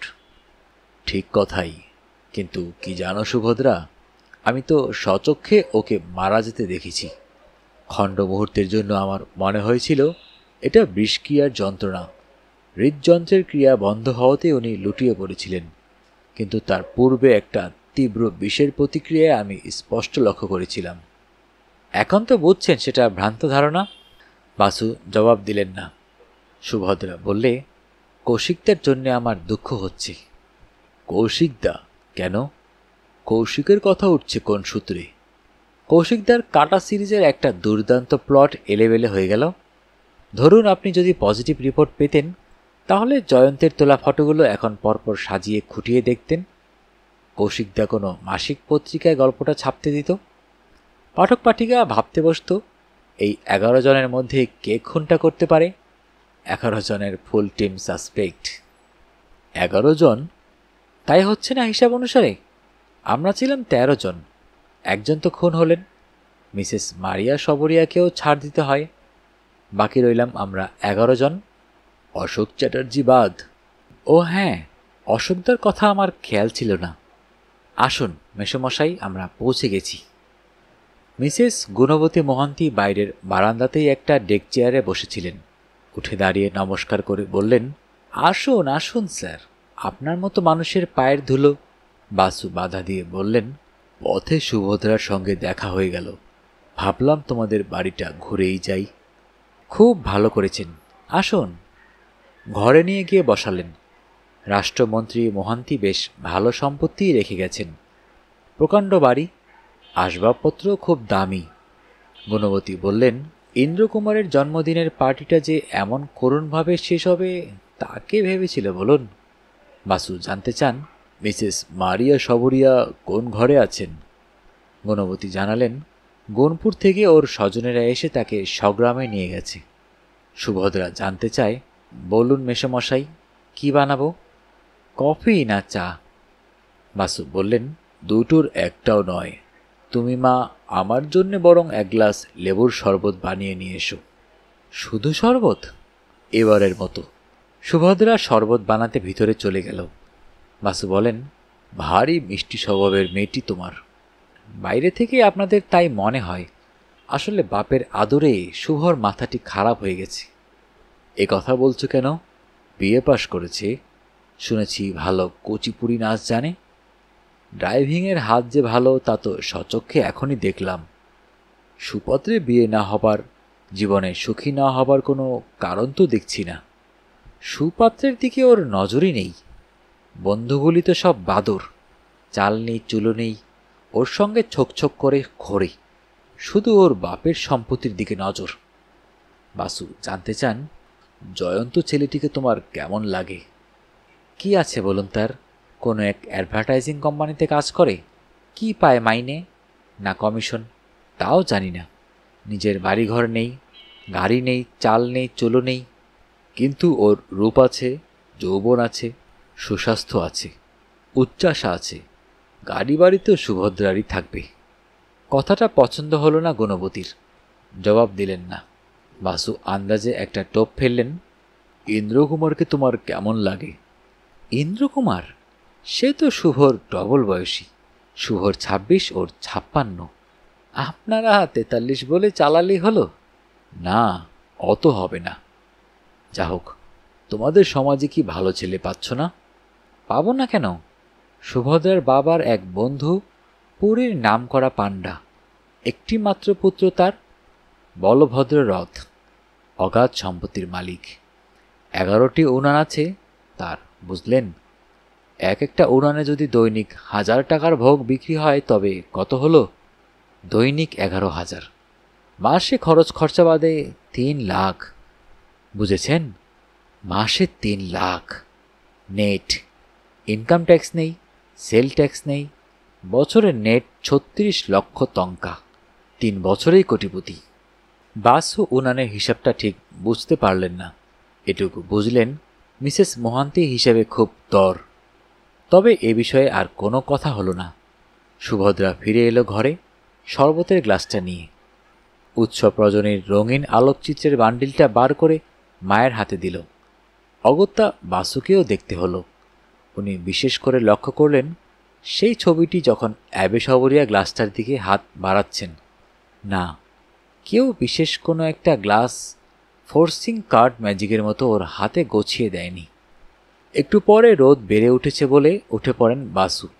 সুভদ্রা বলে, আসুন মেসোমশাই, আপনাকে পৌঁছে দিয়ে গাড়ি গ্যারেজ করি। অগত্যা তাই। বাড়ির দোরগোড়ায় নামিয়ে দিয়ে বিদায় নিল সুভদ্রা। বলল, সুজাতাদিকে বলবেন আজ বেলা হয়ে গেছে, আরেকদিন আসব। মাসিমাকেও প্রণাম দেবেন। বাসু ঘরে ঢুকতেই রানী জিজ্ঞাসা করলেন, কি আমার কথাই ফলল তো? গ্লাসে কিছু ছিল না নিশ্চয়ই? বাসু শার্টটা খুলতে খুলতে বললেন, কি করে জানলেন Mrs Sherlock Holmes? Elementary my dearest Watson. গ্লাসে কিছু পাওয়া গেলে তোমার ফিরতে অনেক দেরি হতো। প্রথমে ইন্দ্রকুমার, ব্রজবাবু, তারপর পুলিশ, ভাইকারেস, নানান ঝক্কি ঝামেলা সারতে হতো তোমাকে। তাছাড়া শার্টের পকেট থেকে একটা এসটিডি বুথের টিকিট তুমি ওয়েস্ট পেপার বাস্কেটে ফেলে দিলে। এভিডেন্সটার কোনো দাম নেই। অর্থাৎ ফোনটা তোমার করা হয়েছে, রেজাল্ট নেগেটিভ। তুমি স্বীকার করো আর নাই করো। শোনো, এদিকে সকাল থেকে ছায়াপালিত তোমাকে 3 বার ফোন করেছি। তুমি বেরিয়ে যাবার পরেই একবার, ঘণ্টাখানেক বাদে একবার, এই তো আধ ঘন্টা আগে একবার। কি বক্তব্য তার? আমাকে বলেনি। সে শুধু জানতে চেয়েছে তুমি আছো কিনা। ওরা স্বামী স্ত্রী তো ব্রজদুলালের গেস্ট। একটা ফোন করো, দেখি ছায়া কি বলতে চায়। রানী ডায়াল করলেন। ও প্রান্তে বোধহয় কোনো ভৃত্য শ্রেণীর কেউ ধরল ফোনটা। রানী ছায়া পালিতকে চাইলেন। মিনিট 3 পরেই ছায়ার কণ্ঠস্বর শোনা গেল। হ্যালো, মিস্টার পিকে বাসু ফিরেছেন, নাও কথা বলো। বাসু স্ত্রীর হাত থেকে ফোনটা নিয়ে বললেন, বলো ছায়া। আমরা আজ কলকাতা ফিরে যাচ্ছি শ্রী জগন্নাথ এক্সপ্রেসে। সুজাতাকে আমার কার্ড দিয়েছি, আমার দোকানের ঠিকানাও। একদিন যদি সময় করে আসেন খুব খুশি হব। তা তো হবে, কিন্তু এই কথাটা জানাবার জন্য নিশ্চয়ই তুমি সকাল থেকে 3 বার ফোন করনি। আসল কথাটা কি? আসল কথাটা তো বলবো না মেসোমশাই, শুনবো। তাই নাকি? কি বিষয়ে? গ্লাসের তলানিতে কি পাওয়া গেল সেই বিষয়ে। বাসু একটু চমকে উঠলেন। ক্যাপ্টেন পালিত আর ছায়া যখন চলে যায় তখনও মদের গ্লাসের প্রসঙ্গই ওঠেনি। পন্ডা ডেথ সার্টিফিকেট দিয়ে গেছেন। ভাইকারেস থেকে মৃতদেহ বহনের গাড়িটাও তখনও এসে পৌঁছায়নি। তার আগেই ক্যাপ্টেন পালিত রীতিমতো বেএখতিয়ার হয়ে গিয়েছিল। সে বোধ হয় সে রাত্রে জানতেই পারেনি যে পার্টিতে একটা লোক মারা গেছে। ছায়া পালিত প্রথম সুযোগেই স্বামীকে সরিয়ে নিয়ে উপরের ঘরে উঠে যায়। তাহলে সে কেমন করে জানলো এই গৌর সংবাদ? বাসু বললেন, তুমি কেমন করে জানলি? সেটা কি টেলিফোনে বলা ঠিক হবে স্যার? তা যদি না হয় তোমার প্রশ্নের জবাবটাও কি আমার পক্ষে টেলিফোনে বলা ঠিক হবে ছায়া? তা বটে। খুব কি বেলা হয়ে গেছে? আমি একবার আসতে পারি, জাস্ট আধ ঘন্টার জন্য? কারণ আজই আমরা ফিরে যাচ্ছি তো। আমি যেটুকু জানতে পেরেছি তা আপনাকে জানিয়ে যাওয়া আমার কর্তব্য, এবং আমি যেটা জানতে চাইছি আপনার আপত্তি না থাকলে সেটা জেনে যেতে চাই। আসবো? এসো। এমন কিছু বেলা হয়নি, এখন 12:30। তাহলে খবরটা গোপন রাখবেন, আমার আসার কথাটা। অবশ্য আপনার বাড়ির 4 জন তো জানবেই। বাড়িতে আমরা 5 জন। তাই নাকি? পঞ্চম ব্যক্তিটি কে? আমাদের কম্বাইন্ড হ্যান্ড বিশ্বনাথ, 20-এ। এসো তুমি, আমরা অপেক্ষা করছি। ফোনটা ক্রাডলে নামিয়ে রাখলেন। রানী বললেন, আবার নতুন করে কি রহস্য ঘনিয়ে তুলছ তোমরা? আমরা? হ্যাঁ, তুমি আর ছায়াপালিত। নতুন রহস্য কেন হবে? তুমি তো এখনো জানোই না গ্লাসের তলানিতে কি কি পাওয়া গেছে। নিজের আন্দাজ মতো কল্পনা করে ভুল ধারণা নিয়ে খুশি হয়ে বসে আছো। ভুল ধারণা? তাহলে ফরেন্সিক রিপোর্ট পজিটিভ? ওই তলানিতে কিছু পাওয়া গেছে? অফকোর্স মিসেস হোমস, পাওয়া গেছে। যার খবর ডক্টর ওয়াটসন জানে। মিসেস হোমস এখনো জানেন না। কি কি ছিল তলানিতে? Traces of alcohol, lime cordial আর আর তুমি বিশ্বাসই করতে পারবে না, H2O, জল। মানে? মানেটা বোঝা ভারী শক্ত। এর সঙ্গে তোমার আলাপ? বাসু বললেন, এর সঙ্গে তোমার আলাপ নেই? বাধা দিয়ে ছায়া পালিত বললে, না আছে মেসোমশাই, আজকেই 3-3বার টেলিফোনে কথা বলেছি মাসিমার সঙ্গে। তাছাড়া কৌশিকবাবুর কাটা সিরিজের কল্যাণে। মিসেস রানু বাসু একজন পরিচিত মহিলা, অন্তত গোয়েন্দা গল্পের পাঠক পাঠিকার কাছে।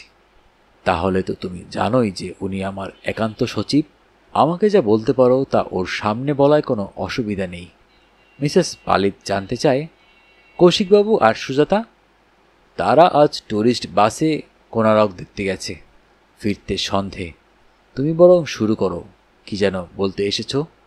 ছায়া বললে, আমি জানি আপনি খুব ম্যাথডিক্যাল, তাই প্রথমেই বলি, আমি দুটি প্রসঙ্গে আলোচনা করতে এসেছি।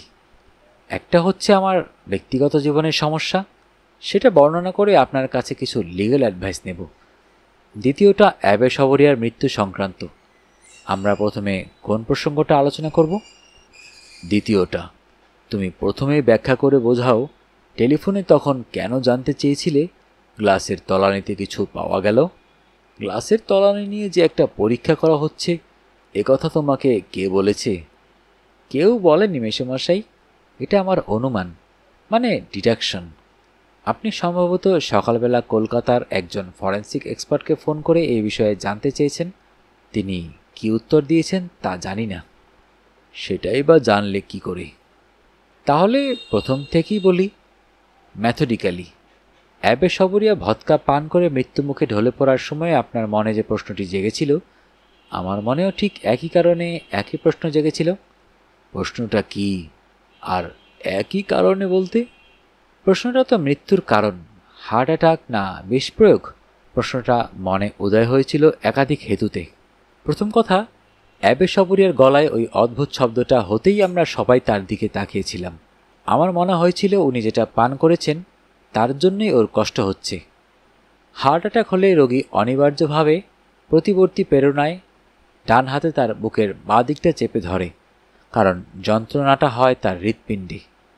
অ্যাবে সবরিয়া তা করেননি। তিনি তার গলায় হাত দিয়েছিলেন, অর্থাৎ কণ্ঠনালীটা তার জ্বলে যাচ্ছিল। বাসু বাধা দিয়ে বলে উঠলেন, ওয়ান্ডারফুল, এদিকটা কিন্তু আমিও ভেবে দেখিনি। তারপর তৎক্ষণাৎ আমার মনে হলো, বিষক্রিয়ায় যদি মৃত্যু হয়ে থাকে তাহলে ওর গ্লাসটা একটা মারাত্মক এভিডেন্স। ততক্ষণে সবাই ওকে ঘিরে ধরেছে, আমি ওকে দেখতে পাচ্ছিলাম না। একটু পরে 10 থেকে 15 সেকেন্ড পরে ডক্টর ঘোষাল সবাইকে সরিয়ে অ্যাবে সবরিয়ার দেহটার দায়িত্ব নিলেন, ভিড়টা ফাঁকা করে দিলেন। তখনই আমার নজরে পড়ল অ্যাবে সবরিয়ার গ্লাসটা টেবিলে রাখা আছে। ওই টেবিলে তখন একটাই কাঁচের গ্লাস ছিল, ফলে চিনতে কোনো অসুবিধা হলো না। আমি নজর করে দেখলাম গ্লাসের তলায় আধ চামচ মতো তলানি আছে, অ্যাবাউট এ টেবিল স্পুনফুল। কংগ্রাচুলেশনস ছায়া ফর ইয়োর স্প্লেন্ডিড অবজারভেশন। তোমাকে বলি, গ্লাসে 4.5 গ্রাম তরল পদার্থ ছিল, অর্থাৎ বড় চামচের 1 চামচ। বলে যাও। আমি আপনার দিকে তাকিয়ে দেখলাম। আমার মনে হলো বিষ প্রয়োগের সম্ভাবনা কথাটা আপনিও নিশ্চয়ই ভাবছেন। তারপর ডক্টর পান্ডা এলেন। তিনি যখন অ্যাবে সবরিয়ার দেহটা পরীক্ষা করছেন, তখন লক্ষ্য করলাম আপনি উঠে গিয়ে হেড ওয়েটারকে কি যেন বললেন। কারেক্ট, কি বলেছিলাম আমি? তা হলপ নিয়ে আদালতে দাঁড়িয়ে বলতে পারবো না, কিন্তু যুক্তি পরম্পরায় অনায়াসে ডিডিউস করা যায়। কারণ আপনার কথা শুনে হেড বেয়ারা সম্মতিসূচক গ্রীবা সঞ্চালন করল। আমি আরও লক্ষ্য করে দেখলাম বেয়ারা 3টি টেবিল থেকে ভুক্তাবশিষ্ট প্লেট ও গ্লাস উঠিয়ে নিয়ে গেল, কিন্তু যে টেবিলে আপনি মিস্টার রায় আর অ্যাবে সবরিয়া বসেছিলেন সেই টেবিলটা সাফা করল না। আমার বুঝতে অসুবিধা হলো না ওই বিশেষ গ্লাসটার প্রতি শুধু আমার নয়, আপনারও নজর আছে। ইতিমধ্যে আমার স্বামী একেবারে বেইখতিয়ার হয়ে পড়েছিলেন, তাই আমি নিশ্চিন্ত হয়ে একজন বেয়ারার সাহায্যে তাকে নিয়ে দ্বিদলে উঠে গেলাম। আমি নিশ্চিত ছিলাম যে আপনি ওই গ্লাসের তলানি সম্বন্ধে যথাকর্তব্য করবেন। পরদিন সকালে আমার কর্তার ঘুম ভাঙল 10টার পর, কিন্তু সকালেই আমি খবর পেলাম মিস্টার অশোক চ্যাটার্জি কলকাতা চলে গেছেন কি একটা জরুরি কাজে। পরের দিনটা আমি আপনার সঙ্গে যোগাযোগ করতে পারিনি নানা কারণে। সকলেই নানা কাজে ব্যস্ত ছিলেন। আজ সকালে আপনাকে ফোন করেছিলাম। মাসিমা বললেন আপনি বেরিয়েছেন। বেলা 10টা নাগাদ আমি নিজেও বেরিয়ে পড়লাম। চক্রতীর্থ রোডে হঠাৎ নজর হলো আপনি একটি এসটিডি বুথের সামনে একা বসে আছেন। আমি সেদিকে অগ্রসর হবার আগেই একটি ফিয়াট গাড়ি এসে দাঁড়ালো। আমি সামনের একটা চায়ের দোকানে বসে সব কিছু নজর করতে থাকি। আপনি বেরিয়ে যাবার পর আমি ওই দোকানে যাই। দোকানদারকে বলি, বাবা একটু আগে ফোন করে চলে যাবার সময় পেমেন্টের টিকিটটা নিয়ে গেছেন না এখানেই ফেলে রেখে গেছেন মনে করতে পারছেন না, কাইন্ডলি একটু খুঁজে দেখবেন। লোকটা বলল, খুঁজে দেখার কিছু নেই, আমার স্পষ্ট মনে আছে প্যান্টের বাঁ পকেটে সেটা নিয়েছিলেন উনি। আমি বললাম, সেটা তাহলে পড়ে গেছে রাস্তায়। যে নম্বরে ফোন করেছিলেন সে নম্বরটা ওর মনে পড়ছে না, কাইন্ডলি একটু দেখে বলবেন। লোকটা 10 সেকেন্ড আমার দিকে নির্বাক তাকিয়ে থাকলো, তারপর বলল, আপনার বাবাকে দোকানে আসতে বলবেন, আপনাকে আমি তা জানাতে পারি না। আমি বললাম, কেন? বাবাই তো আমাকে পাঠালেন। লোকটা বলল, সে বিষয়ে আমার কোনো সন্দেহ নেই ম্যাডাম, কিন্তু এটার নিয়ম নেই। বাসু দম্পতি হেসে ওঠেন। মিসেস বাসু বলেন, তুমি খুবই চালাক, লোকটা কিন্তু তোমার ওপর টেক্কা দিয়েছে। বাসু বলেন, নাও হতে পারে, এটা হয়তো ওর অভ্যাসে দাঁড়িয়ে গেছে, আই মিন প্রফেশনাল এথিক্সটা। সে যাই হোক, তাহলে তুমি কি করে জানলে কলকাতায় আমি কাকে ফোন করেছিলাম? আগে না, সেটা জানি না, ডিডিউস করেছি, আন্দাজ করেছি। 1 নম্বর, পরদিন ভোরেই অশোকবাবুর কলকাতা যাওয়ায়। 2 নম্বর, পরদিনই আপনি কলকাতায় এসটিডি করায়। বাসু এতক্ষণে স্বীকার করলেন, হ্যাঁ ছায়া, তুমি ঠিকই ডিডিউস করেছ। আমরা ওই গ্লাসের তলানিটা কলকাতায় পাঠিয়েছিলাম ফরেন্সিক টেস্ট করতে। রেজাল্ট ইজ নেগেটিভ, বিষের কোনো স্ট্রেসই পাওয়া যায়নি। ছায়া স্পষ্টতই হতাশ হলো। বাসু বললেন, এবার কি আমরা প্রথম প্রসঙ্গটায় আসব, তোমার ব্যক্তিগত সমস্যাটায়? না মেসোমশাই, আমার মনে হয় আমি যেটা বলতে এসেছিলাম তা পুরোপুরি বলেই ফেলি। ওই অ্যাবে সবরিয়ার মৃত্যু সংক্রান্ত ঘটনাটাকে ঘিরে, যদিও বিষের ট্রেস না পাওয়া যাওয়ায় এ কথা বলা বাহুল্য আলোচনা। তা হোক, আপনি যখন তদন্ত করছেন তখন সব কিছুই আপনার জানা থাকা দরকার, কাজে লাগুক বা না লাগুক। বলো তাহলে। ছায়া জানালো আর একটি ঘটনার কথা। পার্টির আগের রাতের ঘটনা। ওরা দ্বিতলে পরপর 5খানি ঘরে আতিথ্য গ্রহণ করেছিল। প্রথমটায় ব্রজদুলাল একা, দ্বিতীয় ডাক্তার ঘোষাল, 3 নম্বরে ইন্দ্রকুমার ও একা, চতুর্থে ক্যাপ্টেন ও মিসেস পালিত, পঞ্চমে অ্যাবে এবং মিসেস সবরিয়া। অনুরাধা ছিল ত্রিতলে। প্রতিটি ঘরেই আছে অ্যাটাচড বাথ। সে রাত্রেও অর্থাৎ শুক্রবার রাত্রেও ক্যাপ্টেন পালিত মাত্রাতিরিক্ত মদ্যপান করে এবং মধ্যরাত্রে ঘরে বমি করে ফেলে। ঘরে কার্পেট নেই, কিন্তু ময়লাটা তো সাফা করতে হবে। ছায়া দেখল বাথরুমে কোনো ঝাঁটা নেই। ওর মনে পড়ল 3 তলায় ওঠার বাঁকের মুখে একটা ল্যাট্রিন আছে, সাধারণ ব্যবহারের জন্য। ও দেখতে চাইল সেখানে কোনো ব্রাশ বা ঝাঁটা পাওয়া যায় কিনা, তাহলে চুপিসারে রাতারাতি ঘরটা সাফা করে দিতে পারবে। রাত তখন 12:30। নিঃশব্দে দরজা খুলে ও করিডোরে বার হয়ে আসে। 2 পা চলতে গিয়েই নজরে পড়ে সামনে বারান্দার রেলিংয়ে ভর করে দুজন কথা বলছেন। আরও নজরে পড়ে পাশের ল্যাট্রিনটা বন্ধ, আলো জ্বলছে।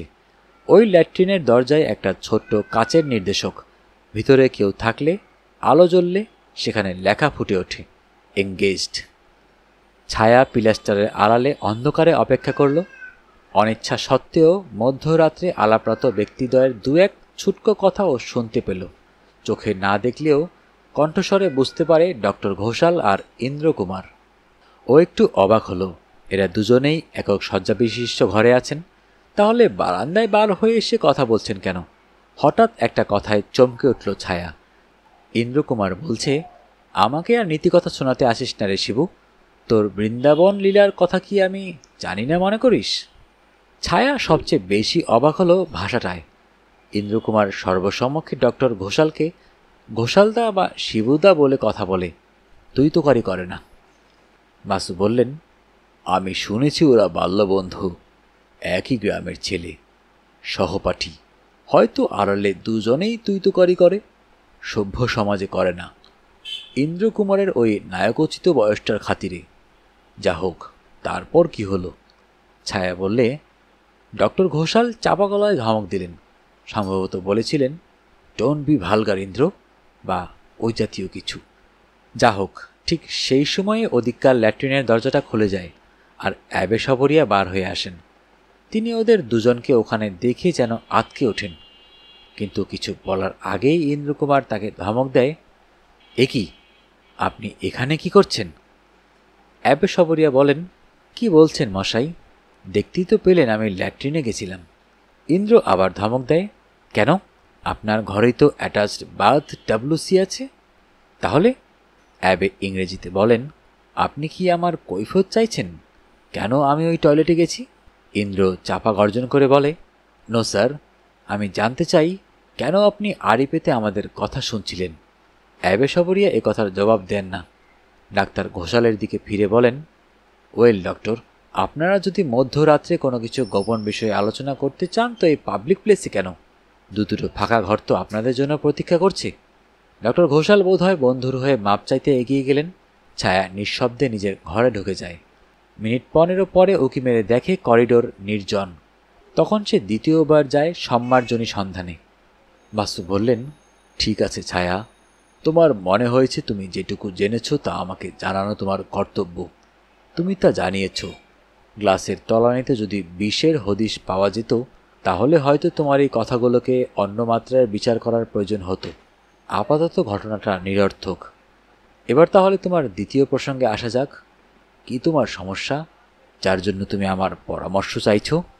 ছায়া একটু ইতস্তত করে বলল, কিছু মনে করবেন না মেসোমশাই, প্রথমেই আমি জেনে নিতে চাই এই লিগ্যাল অ্যাডভাইস নিতে কি আমার কি পরিমাণ খরচ হবে? বাসু হাসলেন, বললেন, আমি এখানে বেড়াতে এসেছি ছায়া, তুমি নিশ্চিন্ত থাকতে পারো, আমার পরামর্শ নিতে তোমাকে কোনো খরচ করতে হবে না। তুমি কি তোমাদের ডিভোর্স সম্বন্ধে আলোচনা করতে চাইছো? সেক্ষেত্রে প্রথমেই বলে রাখি, এসব কেস আমি সচরাচর করি না, তবে তোমার সঙ্গে ভালো আইনজ্ঞ ব্যক্তির যোগাযোগ করিয়ে দিতে পারবো, অথবা কেসটা জটিল মনে হলে হয়তো নিজেই কেসটা নিতে পারি। ইনসিডেন্টাল খরচটুকুই লাগবে তোমার, মেসোমশাইকে ফিস দিতে হবে না। ছায়া বললে, আমি মুখ খোলার আগেই তো আপনি বুলসাই হিট করে বসে আছেন। আগে হ্যাঁ, আমি আর সহ্য করতে পারছি না। আমি নটরঙ্গের ড্রেস ডিজাইন করে এবং বুটিকের দোকানে থেকে যা রোজগার করি তাতে আমার স্বচ্ছন্দে চলে যাবার কথা। যায়ও, আমি ভাড়া বাড়িতে থাকি, সেলফ ড্রিভেন গাড়ি চালাই, আমাদের কোনো সন্তানাদি নেই, কিন্তু জগৎ এত বেশি মদ খায় যে মাসের শেষে টানাটানি পড়ে যায়। সোশ্যালি আমি কারোর সঙ্গে মিশতে পারি না, বন্ধুবান্ধবকে সন্ধেবেলা নিমন্ত্রণ করতে পারি না, ওকে একলা রেখে সন্ধ্যের পর কোথাও বের হতেও ভয় হয়। বাসু জানতে চান, ক্যাপ্টেন পালিত কি কখনো ভায়োলেন্ট হয়ে ওঠে, হাত চালায়? No, never. ও মদ খায় ফ্রাস্ট্রেশন থেকে, সেজন্য ওকে আমি করুণা করি, সেজন্য বিবাহ বিচ্ছেদের কথা এতদিন ভাবিনি। ওকে, ইয়েস, আমি ভালোবাসি, যদিও সে ভালোবাসার উৎসমূলে নিছক করুণাই, কিন্তু ও এখন সংশোধনের বাইরে, অনিবার্যভাবে চলেছে লিভার সিরোসিসের দিকে। আমি কি করব? আমি কি করতে পারি? ও কারোর কথা শুনবে না, মদ্যপানের পরিমাণ কমাবে না। এভাবে যদি আরও 10-15 বছর বেঁচে থাকে তাহলে আমি তো নিঃশেষ।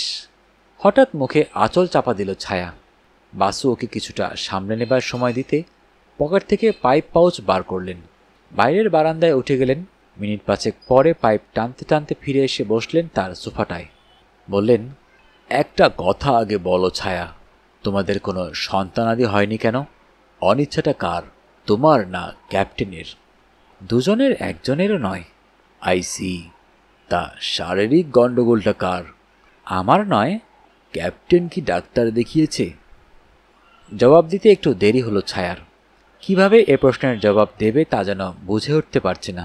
বাসু বললেন, ডাক্তার আর উকিলের কাছে কিছু গোপন করতে নেই ছায়া, তুমি কি বলতে চাও ও চিকিৎসার বাইরে?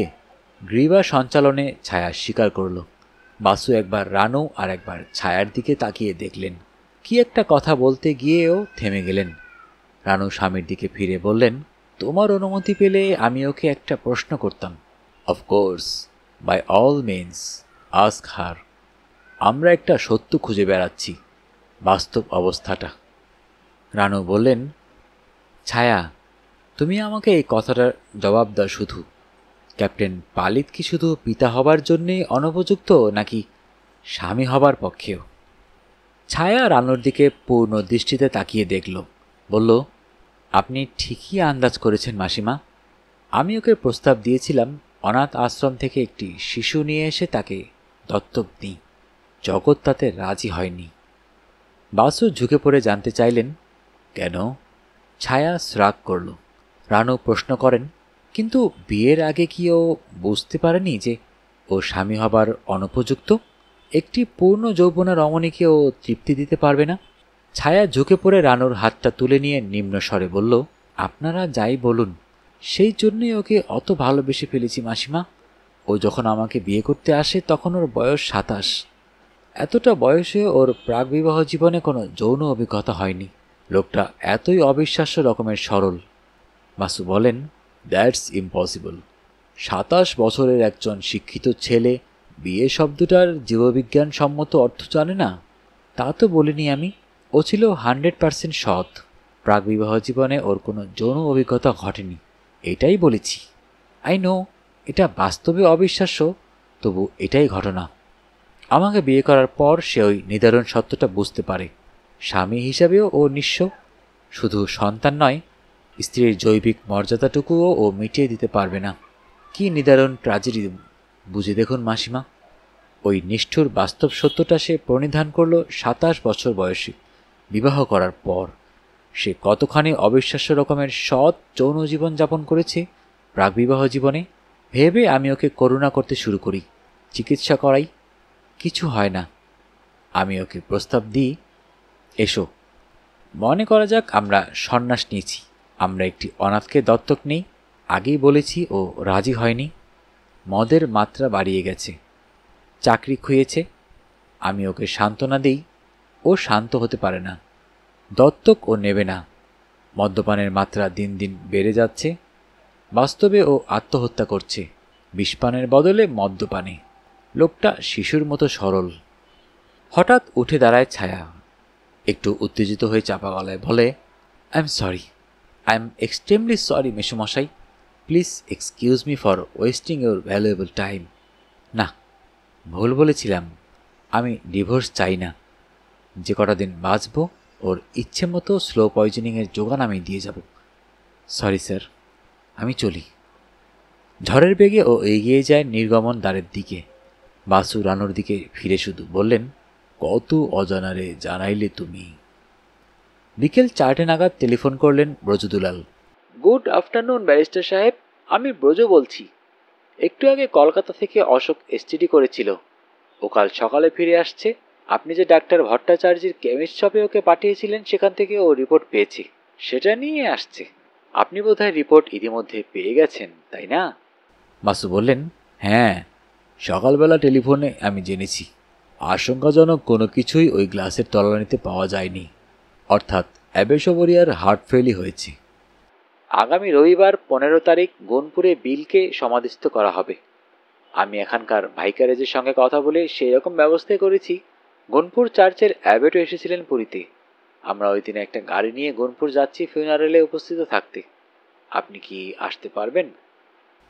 আগে না, বুঝতেই তো পারছেন আমার অবস্থা। মিসেস বাসুকে নিয়েও যাওয়া যাবে না, রেখেও যেতে পারবো না। তবে গাড়িতে জায়গা হলে সুজাতা বা কৌশিক একজনকেও যেতে পারে। গাড়িতে জায়গা হবে না কেন? আমি তো বড় ভ্যানটা নিয়ে যাব। ক্যাপ্টেন পালিত আর ছায়া তো আজ ফিরে যাচ্ছে। ডক্টর ঘোষালও আজই চলে যাচ্ছেন, রাত 10টার গাড়িতে। ইন্দ্রও অতদিন থাকবে না বলছে। ঠিক আছে, আমি সুজাতার সঙ্গে কথা বলে আপনাকে জানাবো। অলরাইট স্যার, একটু লাইনটা ধরুন, ঘোষাল আপনার সঙ্গে কথা বলবি। ডক্টর ঘোষাল বললেন, রাত 10টার গাড়িতে উনি কলকাতা মুখো রওনা দেবেন। তার আগে বাসু সাহেব সময় দিতে পারলে উনি এখানে এসে বিদায় নিয়ে যেতে পারেন। বাসু বললেন, by all means you are welcome. প্রায় আধ ঘন্টা পরে ডক্টর ঘোষাল এলেন। একাই। নানান সৌজন্যমূলক কথাবার্তা হলো। বাসুকে উনি আমন্ত্রণ জানালেন ওর চুচুড়ার মানসিক হাসপাতাল পরিদর্শন করে যেতে। রানু বললেন, এত তাড়াহুড়ো করে ফিরে যাচ্ছেন কেন? এসেই তো পড়লেন এক দুঃখজনক ঘটনার আবর্তে, সেটার জের মিটতে না মিটতেই। বাধা দিয়ে ঘোষাল বললেন, তাড়াতাড়ি ফিরে যেতে হচ্ছে দুটি বিশেষ জরুরি হেতুতে। বস্তুত প্রসঙ্গটা আমি নিজেই তুলতাম বাসু সাহেবের অ্যাডভাইস নিতে। বাসু বলেন, কি ব্যাপার বলুন শুনি। সকালবেলা আমাদের ওখানে দুটো বাইরের কল আসে। প্রথমটা অশোক চ্যাটার্জির। ওই ফরেন্সিক রিপোর্ট, গ্লাসে ভদকা, লাইম, কর্ডিয়াল আর জল ছাড়া কিছু পাওয়া যায়নি। অর্থাৎ ন্যায়শাস্ত্রে যাকে রজ্জুতে সর্পভ্রম বলে, আমাদেরও তাই হয়েছিল। দ্বিতীয় ফোনটা করে আমার স্যানাটোরিয়ামের senior matron Aggie Durant, Anglo Indian মহিলা। এই নার্সটি আমার স্যানাটোরিয়ামে আছেন না হোক 20 বছর। যেমন সৎ, সাহসী, তেমনি দৃঢ়চেতা, বিশ্বাসী। বাসু বাধা দিয়ে বলেন, এক্সকিউজ মি মিস্টার ডক্টর, অ্যাগি বোধ হয় অ্যাগনেস শব্দের ডাক নাম। অ্যাগনেস একটা গ্রিক শব্দ, অর্থ পবিত্র। আর ডুরান্ট সারনেমটা এসেছে প্রাচীন ফরাসি ভাষা থেকে, অর্থাৎ সেন্টিউরিং। উনি সেই দিক থেকে সার্থক নামা। মিসেস বাসু চাপা ধমক দেন, অহেতুক কথার মধ্যে বাধা দাও কেন বলো তো? বলুন ডক্টর ঘোষাল। হ্যাঁ, যা বলছিলাম, অ্যাগি দুটো খবর দিল, যে জন্য আমাকে তাড়াতাড়ি আজই ফিরে যেতে হচ্ছে। আমার একটি পেশেন্ট, ইনফ্যাক্ট তার কথা আপনাদের বিস্তারিত বলেছি, কুন্তি দোসাদ। তার অবস্থা হঠাৎ খারাপ হয়ে পড়েছে। সে বোধহয় আমাকে খুঁজছে। কথা বলতে পারে না তো? বাসু জানতে চান, দ্বিতীয় খবরটা কি? মিসেস বাসু বোধহয় কুন্তি দোসাদ সম্বন্ধে আরও কিছু শুনতে চান ডক্টর ঘোষালের কাছ থেকে, কিন্তু এবার আর কর্তাকে ধমক দিয়ে থামিয়ে দিলেন না। ঘোষাল বললেন, দ্বিতীয় খবরটা অ্যালার্মিং, অন্তত চিফ মেট্রনের ধারণায়। একটা বেগানা লোক, তার ভাষা মস্তান টাইপের, টেলিফোন করে আমার খোঁজ করছে। জানতে চাইছে আমি কোথায়, ডাক্তার শালা কবে ফিরবে, এক্সেট্রা। একই ধারণা লোকটা সেই কাল্লু শেখ, অথবা তার কোনো চেলা চামুন্ডা। একই জানে কাল্লু ছাড়া পেয়েছি। রানু বলেন, সেই জন্য আপনি তাড়াহুড়ো করে ফিরে যাচ্ছেন? খালটা আমি কেটেছি মিসেস বাসু। সেই খাল বেয়ে যদি কুমির উজিয়ে আসে আর আমার চিফ মেট্রন ভয় পায়, তাহলে আমাকে ছুটে যেতে হবে বই কি। বাসু জানতে চান, ওই লোকটা কবার ফোন করেছিল? একবারই। অ্যাগের ধারণা সে লোকাল কল করেনি, সম্ভবত চিনসুরার বাইরে থেকে কল করেছে। কিন্তু তার ভাষা আর অধ্যত্ত দেখে ওর মনে হয়েছে। বাসু জানতে চান, আপনার কোনো ফায়ার আর্মস আছে, পিস্তল জাতীয়? না, কোনোদিন প্রয়োজন হবে বলে মনে করিনি। আপনার নার্সিং হোমে দারোয়ান নেই? তার কোনো ফায়ার আর্মস নেই? দারোয়ান আছে, কিন্তু স্যানাটোরিয়ামে ক্যাশ তো তেমন কিছু থাকে না, তাই বন্দুকধারী দারোয়ানের দরকার হবে ভাবিনি। আপনি কি দেহরক্ষী জাতীয় কোনো লোককে নিয়োগ করতে চান? আমার সঙ্গে আইজি ক্রাইম, বারডোয়ান রেঞ্জের জানাশোনা আছে। আমি বিশ্বস্ত লোকের ব্যবস্থা করে দিতে পারি। সেই কথা আলোচনা করতে আসা। অ্যাগির কথায় এখনই সেটা করার প্রয়োজন আছে বলে মনে করি না। আগে নিজের জায়গায় ফিরে যাই, পরিস্থিতিটা নিজে সমঝে নিই, তারপর প্রয়োজন হলে আপনার সাহায্য নেব। শিওর, নির্দ্বিধায়। আমার ফোন নাম্বার তো জানেনি, এই বাড়ির। আমি এখানে মাসখানেক থাকব। পূজার পর, ইনফ্যাক্ট কালী পুজোর বোমা পটকার বাৎসরিক আনন্দোৎসবের অত্যাচার শেষ হলে কলকাতা ফিরব। প্রয়োজন হলে আমাকে জানাবেন। আমি এখান থেকেই আইজি ক্রাইমের সঙ্গে টেলিফোন করে বলে ব্যবস্থা করে দেব। Thank you sir. বাসু জিজ্ঞাসা করেন, ব্রজদুলালের সঙ্গে আপনার কতদিনের আলাপ? তা বছর 5 হবে। ইন্দ্রর একটা নাটকের রজত জয়ন্তী হলো। সে সময় থিয়েটার দেখতে গিয়ে ব্রজদুলালের সঙ্গে প্রথম আলাপ। কেন বলুন তো? বাসু সে কথার জবাব না দিয়ে বলেন, আর ইন্দ্রকুমারের সঙ্গে? ঘোষাল বলেন, জনান্তিকে জানাই। আমরা একই স্কুলে একই ক্লাসে পড়তাম, আমরা সহপাঠী। কিন্তু কথাটা জানাজানি হলে 43 বছরের নায়ক ইন্দ্রকুমার বিব্রত হবে, যেহেতু আমি 50 ঊর্ধ্ব। বাসু ও রানু হেসে ওঠেন। বাসু বলেন, কোন স্কুলে পড়তেন আপনারা দুজন? কলকাতায়? না, ধানবাদে, চিড়াগোড়া বয়েজ হাই স্কুলে। আমার বাবা ছিলেন ধানবাদের একজন ডাক্তার, আর ইন্দ্রের বাবা ওখানকার অ্যাসিস্ট্যান্ট স্টেশন মাস্টার। 1961-তে আমরা দুজনেই একসঙ্গে ম্যাট্রিক পাশ করি।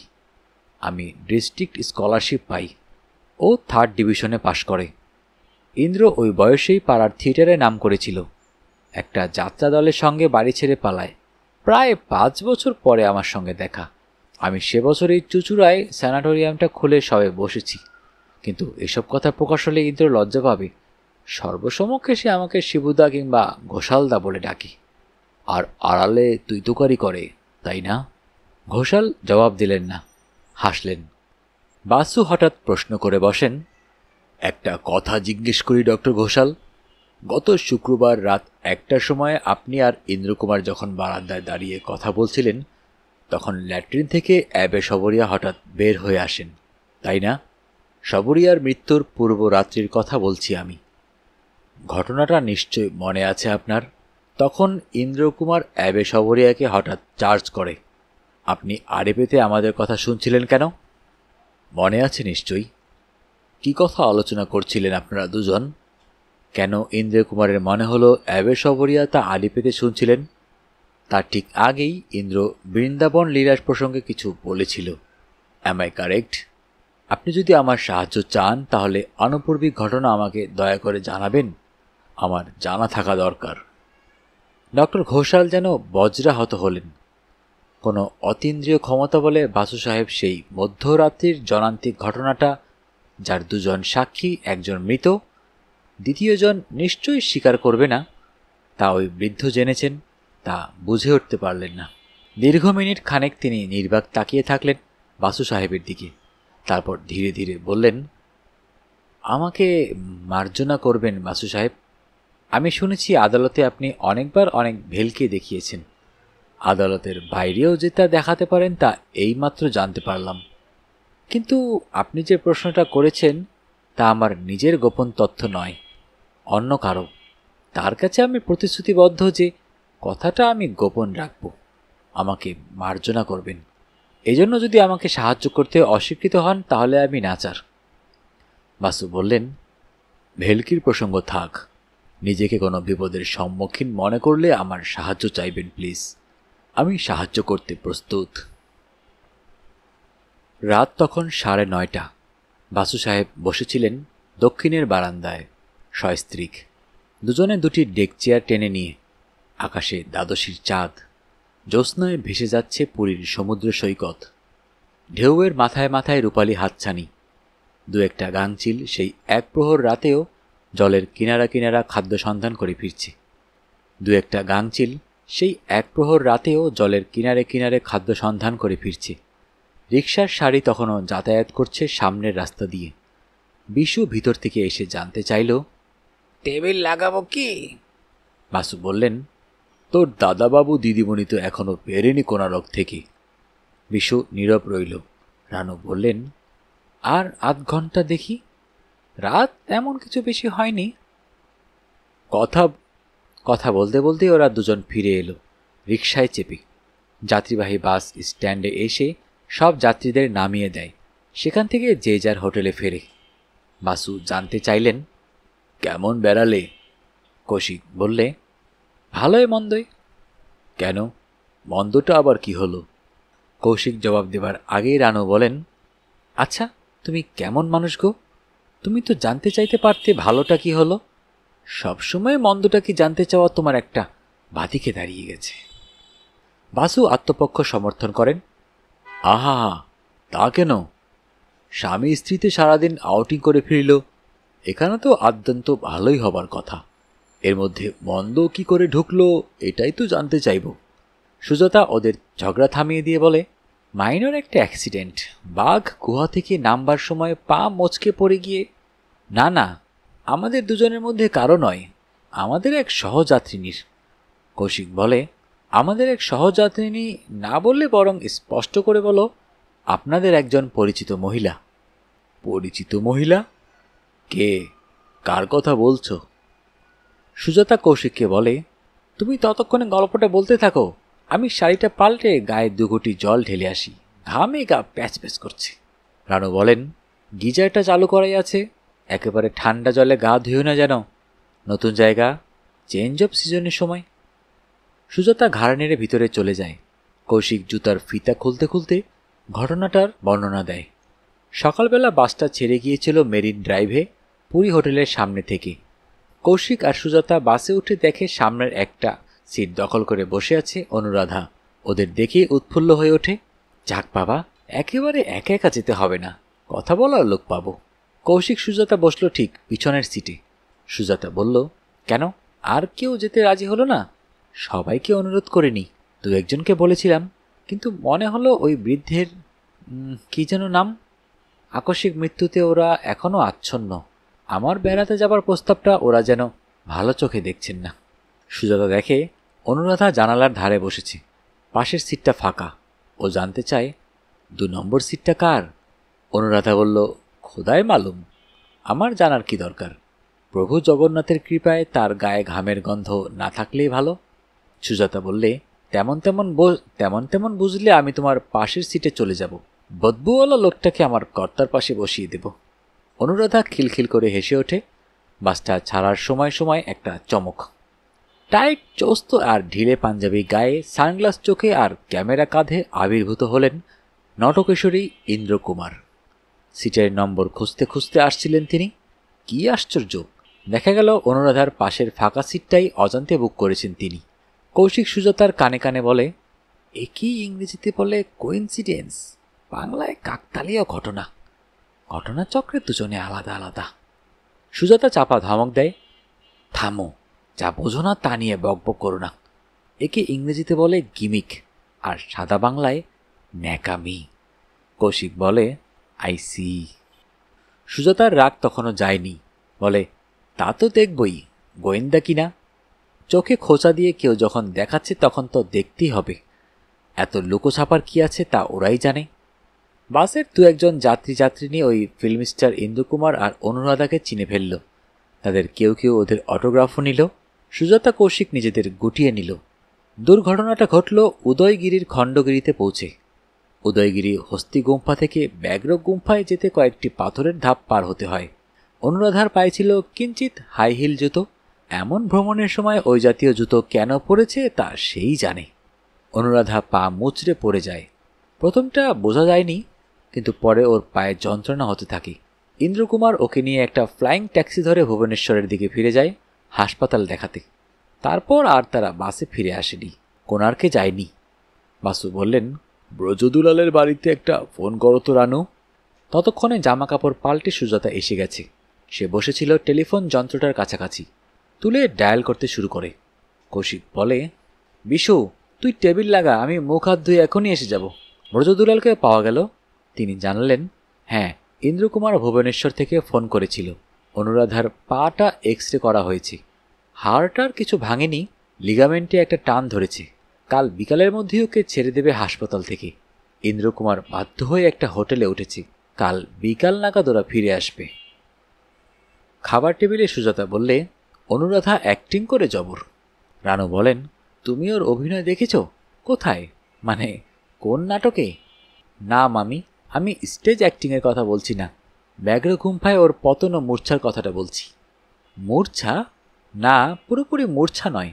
43 বছরের নায়ক যদি ওকে পাজাকোলা করে তুলে নিতে পারত, তাহলে অনু নির্ঘাত নিশ্চিন্ত হয়ে মূর্ছা যেত। কিন্তু 52 বছরের বৃদ্ধ ওর মাজা জড়িয়ে নিয়ে নামিয়ে এলো কিনা, তাই পুরোপুরি মূর্ছা যাবার সুযোগ অনু পেল না। কৌশিক বলে, তোমরা মেয়েরা না। রানু বলেন, কি? বাক্যটা শেষ করো। মেয়েরা কি? কৌশিক বাক্যটা শেষ করে, আই এম সরি মামি, আপনার দৃষ্টি দেখে বাক্যটা আমার হরে গেছে। প্রায় 3 সপ্তাহ পরের কথা। ডক্টর ঘোষাল মারা গিয়েছিলেন অক্টোবরের 28 তারিখ। এই সংবাদটা ওরা পেলেন মাসের শেষ দিকে, 30 অক্টোবর। সংবাদপত্রের 5 নম্বর পৃষ্ঠায় মফস্বল বার্তা বিভাগে। তা তো হতেই পারে। সংবাদপত্রের বৃকদর ভাগ দখল করে বসে আছেন রাজনীতি ব্যবসায়ীরা। নির্বাচন জয় করে, তা সে যে কোনো পদ্ধতির মাধ্যমেই হোক না কেন, জনগণের মস্তকে পন্স বিদীর্ণ করে কিভাবে লুটুপুটে খাচ্ছেন তার বর্ণনা দিতেই কাগজের আধা আধি অবয়ব ঢাকা পড়ে যায়। তার উপর আছে খেলা, টিভি, সিনেমা, যাত্রা এবং বিজ্ঞাপন। মফস্বলে কি ঘটনা ঘটল না ঘটল জানবার অবকাশ কোথায়? সংবাদটা প্রথম নজরে পড়ে রানু দেবীর। তিনি বাসুর দৃষ্টি আকর্ষণ করে বলেন, আজ কাগজ দেখেছ? ডাক্তার ঘোষাল হার্ট ফেল করে মারা গেছেন। রীতিমতো চমকে উঠেছিলেন বাসু। ডক্টর ঘোষাল মানে চুচুড়ার শিবশঙ্কর ঘোষাল? হ্যাঁ, এই দেখো না 5 নম্বর পাতায়। বাসু সংবাদপত্রটা ওর হাত থেকে গ্রহণ করে দ্রুত চোখ বুলিয়ে নিলেন। ডক্টর ঘোষাল মারা গেছেন শনিবার 28শে অক্টোবর। সেদিন তিনি কয়েকজন বন্ধুবান্ধবকে নিজের বাড়িতে নিমন্ত্রণ করেছিলেন। নৈশভোজের টেবিলে নিমন্ত্রিতদের উপস্থিতিতেই তার একটা ম্যাসিভ হার্ট অ্যাটাক হয়। হাসপাতালে নিয়ে যাবার সময় পাওয়া যায়নি। নিমন্ত্রিতদের মধ্যে ছিলেন একজন চিকিৎসক। তিনি জানালেন, প্রবীণ চিকিৎসক ডক্টর ঘোষাল নিঃশব্দে চলে গেছেন। এরপর 4-5 পংক্তিতে তার সংক্ষিপ্ত জীবনী। কলকাতা বিশ্ববিদ্যালয়ে প্রথমে MBBS ও পরে MD পাশ করেন। কিছুদিন পার্সি বাগান লেনে ভারতীয় মনসমীক্ষা সমিতিতে গবেষণা করে অ্যাবনর্মাল সাইকোলজি বিষয়ে PhDও করেন। পরে চুচুড়ায় একটি মানসিক নার্সিংহোম গঠনেই তার জীবনের শ্রেষ্ঠ কীর্তি।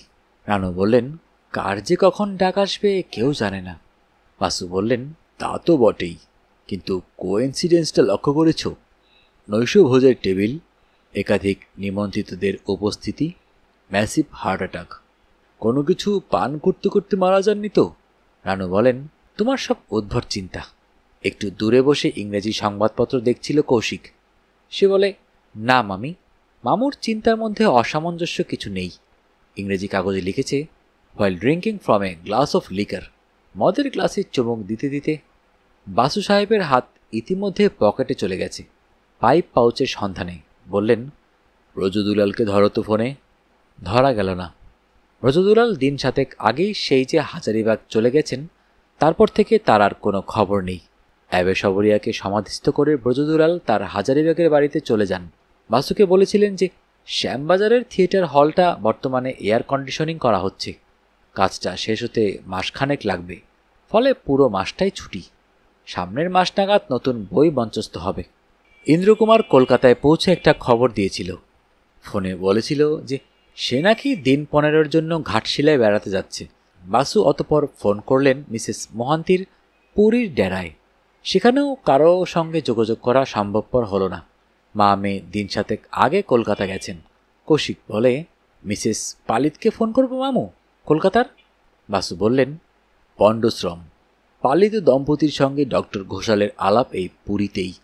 খবরের কাগজে যদি নজরে না পড়ে, তাহলে ছায়া এ খবরটা হয়তো জানেই না।